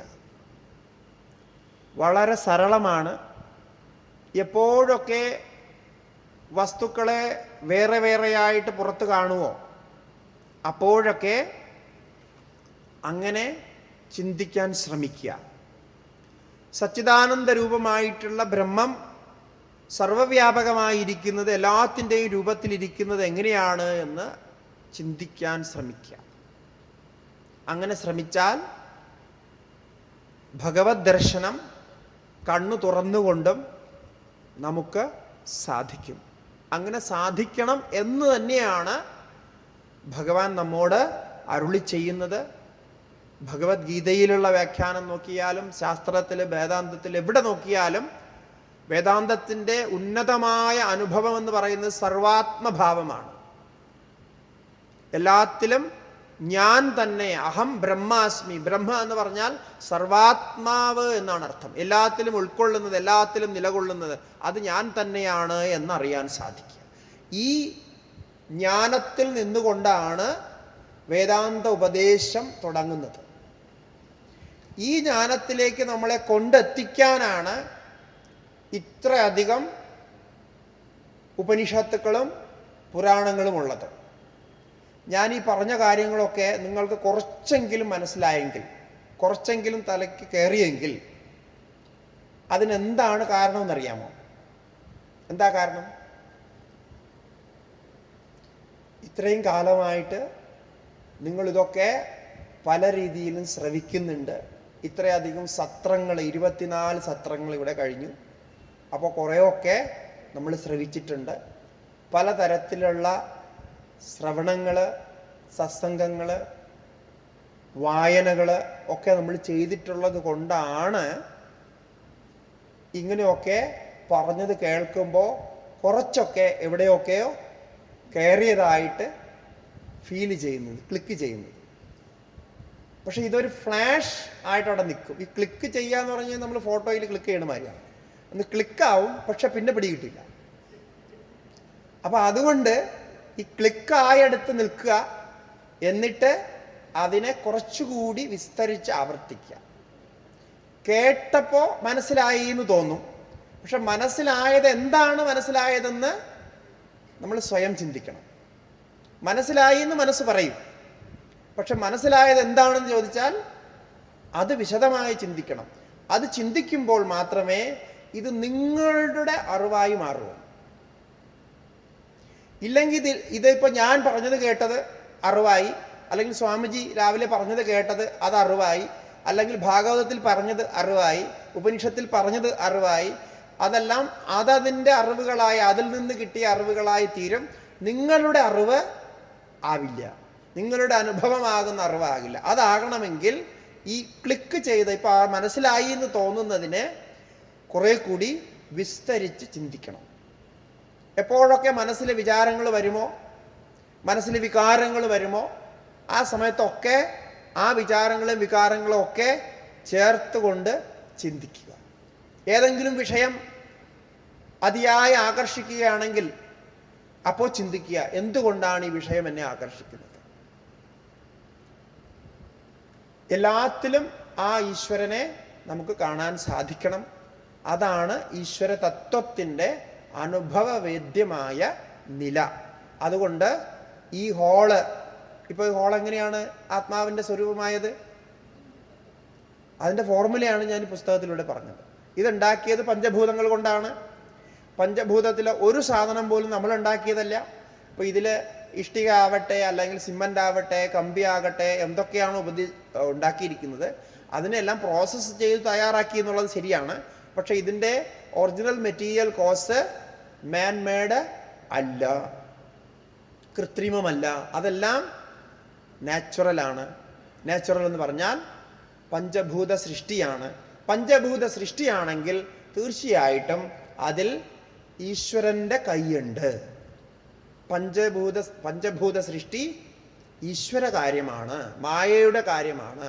വിഷ്ണോർ മായാ ഭഗവതി യയാ സമ്മോഹിതം ജഗത് എന്ന് ശ്രീമദ് ഭാഗവതത്തിലെ ദശമസ്കന്ധത്തിൽ പറയുന്നത് പോലെ വിഷ്ണു ഭഗവാന്റെ മായയുടെ ആ ശക്തിയുടെ പ്രകടീഭാവങ്ങളാണിതെല്ലാം.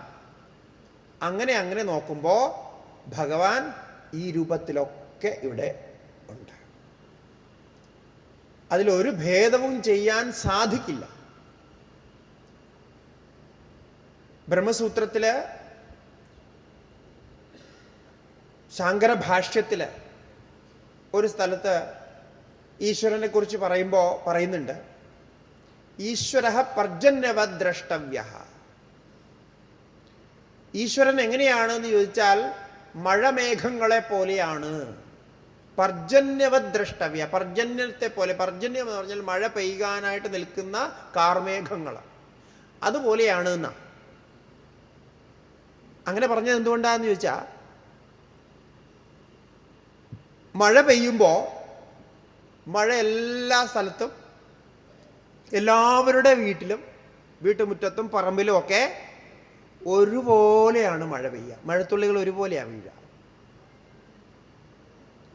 അതൊരാൾ ഭക്തനാണ്, അല്ലെങ്കിൽ മറ്റൊരാൾ നാസ്തികനാണ്, അനീശ്വരവാദിയാണ് എന്നൊന്നും മഴ നോക്കാറില്ല. എല്ലാവർക്കും ഒരുപോലെയാണ്. അപ്പോൾ വാസ്തവത്തിൽ ഈ കള്ളനും കൊള്ളക്കാരനും ഒക്കെ ആ ഭേദങ്ങളൊക്കെ ആരാ ചെയ്യിക്കണമെന്ന് വെച്ച് കഴിഞ്ഞാൽ അതൊന്നും ഭഗവാന്റെ ഭേദത്തിൽപ്പെടുന്നതല്ല, അതൊക്കെ നമ്മുടെ ഭേദമാണ്. അല്ലെങ്കിൽ ധർമ്മം അനുസരിച്ച്, ന്യായം അനുസരിച്ച് നമ്മൾ ചെയ്യുന്നതാണ്. ഇത് കേൾക്കുമ്പോൾ നിങ്ങൾക്ക് ആശ്ചര്യം തോന്നും, ചിലപ്പോൾ എന്നോട് വിരോധം തോന്നി, സ്വാമിജി എന്താ പറയുന്നത്? അപ്പോൾ ഭഗവാൻ അങ്ങനെ കള്ളന്മാരെയും സജ്ജനങ്ങളെയും മാറ്റി നിർത്തുന്നില്ലയോ? അങ്ങനെ എങ്ങനെയാ സാധിക്കുക? അപ്പോൾ ഭഗവാൻ പറയുന്നത് ഞാൻ എല്ലാവർക്കും ചൂട് കൊടുക്കുന്നുണ്ട്, എല്ലാവർക്കും മഴ കൊടുക്കുന്നുണ്ട്, എല്ലാവർക്കും ഓക്സിജൻ വായു കൊടുക്കുന്നുണ്ട്, എല്ലാവർക്കും എന്താണോ വേണ്ടത് അതെല്ലാം ഞാൻ സമാനമായിട്ട് കൊടുക്കുന്നുണ്ട്. അവരവരുടെ ബുദ്ധി അനുസരിച്ച് അവരവർ കർമ്മം ചെയ്യുന്നു, അവരവരുടെ ബുദ്ധി അനുസരിച്ച് അവരവർ ഫലം പ്രാപിക്കുന്നു. അതുകൊണ്ടാണ് നമുക്കിതെല്ലാം സമാനമായിട്ടുണ്ടായിട്ടും വിഷമമായിട്ട് പല രീതിയിലും കാണപ്പെടുന്നത്. വാസ്തവത്തിൽ ഭഗവാന്റെ ദൃഷ്ടിയിൽ യദി ചേത് സുദുരാചാരോ ഭജതേ മാം അനന്യഭാഗ് സാധുരേവ സമന്തവ്യഃ സമ്യക് വ്യവസിതോ ഹി സഹ. അതൊരു അതിശയമായിട്ട് സ്തുതിയായിട്ട് പറഞ്ഞുവെങ്കിലും ഭഗവാൻ പറയുന്നത് അവൻ്റെ ബുദ്ധി ശരിയല്ലായിരുന്നു, അതുകൊണ്ട് അവൻ അങ്ങനെയൊക്കെ ചെയ്തു. രത്നാകരൻ എങ്ങനെയാണ് ജീവിച്ചത്? അങ്ങനെ ജീവിച്ചിട്ടും മഹർഷിയായില്ലേ? അങ്ങനെ ആവാൻ സാധിക്കും, അതിനുള്ള ചാൻസ് ഉണ്ട്. കാരണം ഭഗവാൻ കൊടുക്കുന്നത് എല്ലാവർക്കും ഒരുപോലെയാണ്. അവരവരുടെ ബുദ്ധിക്കനുസരിച്ച് അറിവില്ലായ്മയ്ക്കനുസരിച്ച് അവർ ഓരോന്ന് ചെയ്തു കൂട്ടുന്നു. അതിൻ്റെ ഫലം അവർക്ക് കിട്ടും, അത്രയേ ഉള്ളൂ. അതിൻ്റെ ഫലം അവർക്ക് കൊടുക്കുമെന്നുള്ള ഉറപ്പാണ്. ആ ഫലത്തിൽ നിന്ന് മോക്ഷമില്ല. കർമ്മം ചെയ്താൽ ആ ഫലം അവിടെ തന്നെ വരും. അത് നല്ലത് ചെയ്താലും വരും, ചീത്ത ചെയ്താലും വരും. ചില ആൾക്കാർ പറയാറുണ്ട്, നമ്മൾ പണ്ടെപ്പോഴോ കർമ്മം ചെയ്തു, അതിപ്പോൾ നമുക്ക് ഓർമ്മയില്ലല്ലോ, അതിൻ്റെ ഫലം നമുക്ക് തരുന്നത് ശരിയാണ് അല്ലേ? അങ്ങനെയാണ് നമ്മൾ ചിന്തിക്കുക. എപ്പോഴോ എന്തോ ചെയ്തു, അത് ഇപ്പോൾ എന്താ പറയുക, അതൊക്കെ നമുക്ക് ഓർമ്മയില്ലാത്തതാണ്, അത് നമുക്ക് വരാൻ പാടില്ല, അത് ഒഴിവാക്കിക്കൂടെ? അത്രയെങ്കിലും ഭഗവാൻ ചെയ്യാൻ പാടില്ല, നമുക്ക് ഓർമ്മയില്ലാത്ത കർമ്മങ്ങൾ ഒഴിവാക്കുക എന്ന്. പക്ഷെ ഒരിക്കലും ഭഗവാൻ അന്യായം ചെയ്യില്ല. നിങ്ങൾക്ക് ഓർമ്മയുണ്ടെങ്കിൽ ശരി, ഓർമ്മയില്ലെങ്കിൽ ശരി. നിങ്ങൾക്ക് പലതും ഓർമ്മയില്ല, അല്ലെങ്കിൽ പലതും നിങ്ങൾ ഓർക്കാൻ ഇഷ്ടപ്പെടുന്നില്ല എന്ന് പറഞ്ഞിട്ട് അത് മാറ്റിവെച്ചാൽ അത് അന്യായമാകും. അത് തീർച്ചയായിട്ടും നിങ്ങൾക്ക് വരിക തന്നെ ചെയ്യും. അപ്പോൾ ചീത്ത കാര്യങ്ങൾ ചെയ്താൽ അതെല്ലാം മറക്കാൻ ആഗ്രഹിക്കുന്നു, നല്ല കാര്യങ്ങളാണെങ്കിൽ അതിൻ്റെ എല്ലാം ഫലം നമ്മൾ ആഗ്രഹിക്കുന്നു. അതെങ്ങനെ ശരിയാവുക? ഇപ്പം ചീത്ത കാര്യങ്ങൾ ചെയ്തു മറന്നുപോയി, പാപം ചെയ്തു മറന്നുപോയി, അതിൻ്റെ ഫലം നമുക്ക് വേണ്ട. പുണ്യം ചെയ്തത് മറന്നുപോയാലും അതിൻ്റെ ഫലം വേണം. അതെങ്ങനെയാണ് ശരിയാവുക? അപ്പോൾ അത് ശരിയാവില്ല. അപ്പോൾ ഇത് പ്രവർത്തനം അതിൻ്റെ ഒരേ രീതിയിലാണ്. അതിനൊരു വ്യവസ്ഥയുണ്ട്. കർമ്മം ഒരു മാനിഫെസ്റ്റേഷൻ തിയറിയിലാണ് വരുന്നത്. മാനിഫെസ്റ്റേഷൻ തിയറി എന്ന് പറഞ്ഞാൽ പരിണാമ സിദ്ധാന്തം. ഈ പരിണാമ സിദ്ധാന്തത്തിൽ ഒരു കോംപ്രമൈസും ഇല്ല, അതിനിടയ്ക്കൊന്നും ബ്രേക്ക് ചെയ്യാൻ പറ്റില്ല. ഇപ്പോൾ പാല് വച്ചിരുന്നാൽ അത് കേടായി തൈരാകും എന്നുള്ളത് അതിൻ്റെ പരിണാമ സിദ്ധാന്തമാണ്. സ്വാഭാവികമായിട്ടും അത് വരും. കർമ്മവും അങ്ങനെയാണ്. കർമ്മം ചെയ്യുന്നത് വരെ നമുക്ക് സ്വാതന്ത്ര്യമുണ്ട്, ചെയ്യാതിരിക്കാം, അങ്ങനെ ചെയ്യാം, ഇങ്ങനെ ചെയ്യാം, അതൊക്കെ ചെയ്യാം. പക്ഷെ ചെയ്ത് കഴിഞ്ഞാൽ പിന്നെ കൈയും കാലിട്ട് അടിച്ചിട്ട് ഒരു കാര്യമില്ല. ചെയ്ത് കഴിഞ്ഞാൽ അതിൻ്റെ പരിണാമം വരും. പിന്നെ അതിനെ കുറച്ച് തടയാനോ ശാന്തമാക്കാനോ പറ്റിയ കുറച്ച് പ്രായശ്ചിത്ത കർമ്മങ്ങളും നല്ല കർമ്മങ്ങളും ഒക്കെ ചെയ്യുക. അങ്ങനെ വരുമ്പോൾ ആ വരുന്ന വലിയ ഫലം, വലിയ ദുഃഖം കുറച്ചൊന്ന് മൈൽഡായിട്ട്, അതിനെന്താ പറയുക, കുറച്ച് അതിലൊരു മിക്സറായിട്ട് വരുമ്പോൾ നമുക്കത് ബുദ്ധിമുട്ടില്ലാത്തതുപോലെ തോന്നും. ഇതുപോലെ ഇപ്പോൾ അസുഖം വരും, അസുഖം വരാനുള്ള കർമ്മമുണ്ട്. അസുഖം വന്നാൽ ആരെങ്കിലുമൊക്കെ നമ്മളെ സഹായിക്കാൻ കാണും, മരുന്ന് തരാൻ ആരെങ്കിലും കാണും, ചൂടുവെള്ളം തരാൻ ആരെങ്കിലും കാണും. അങ്ങനെയുള്ള ഒരു സഹായം ചിലപ്പോൾ ആ പുണ്യത്തിൻ്റെ ഫലമായിട്ടുണ്ടാകും. അങ്ങനെ ഈ പുണ്യം ഭാവം കൂടെ ചേർന്നാണ് പ്രവർത്തിക്കുക. ഇതെല്ലാം ചെയ്യുന്നത്, നിയന്ത്രിക്കുന്നത് കർമ്മഫലദാതാവായിട്ടുള്ള ഈ സച്ചിദാനന്ദ പരമേശ്വരനാണ്. ആ പരമേശ്വരൻ തന്നെയാണ് നമ്മുടെ ഈ ജന്മത്തിന് കാരണവും ജന്മത്തിനെ നിയന്ത്രിക്കുന്നതും ഈ ചരാചരങ്ങളെ മുഴുവൻ നിയന്ത്രിക്കുന്നതും. ആ പരമേശ്വരൻ്റെ സ്വരൂപത്തെയാണ് ജന്മാദ്യസ്യ യതഃ എന്ന് ബ്രഹ്മസൂത്രം പറയുന്നതും ശ്രീമദ് ഭാഗവതം പറയുന്നതും. അതിൽ പറയുന്ന ഇതേ വാക്ക് തന്നെയാണ് ഞാനിപ്പോൾ ഇവിടെ വർണ്ണിച്ചത്.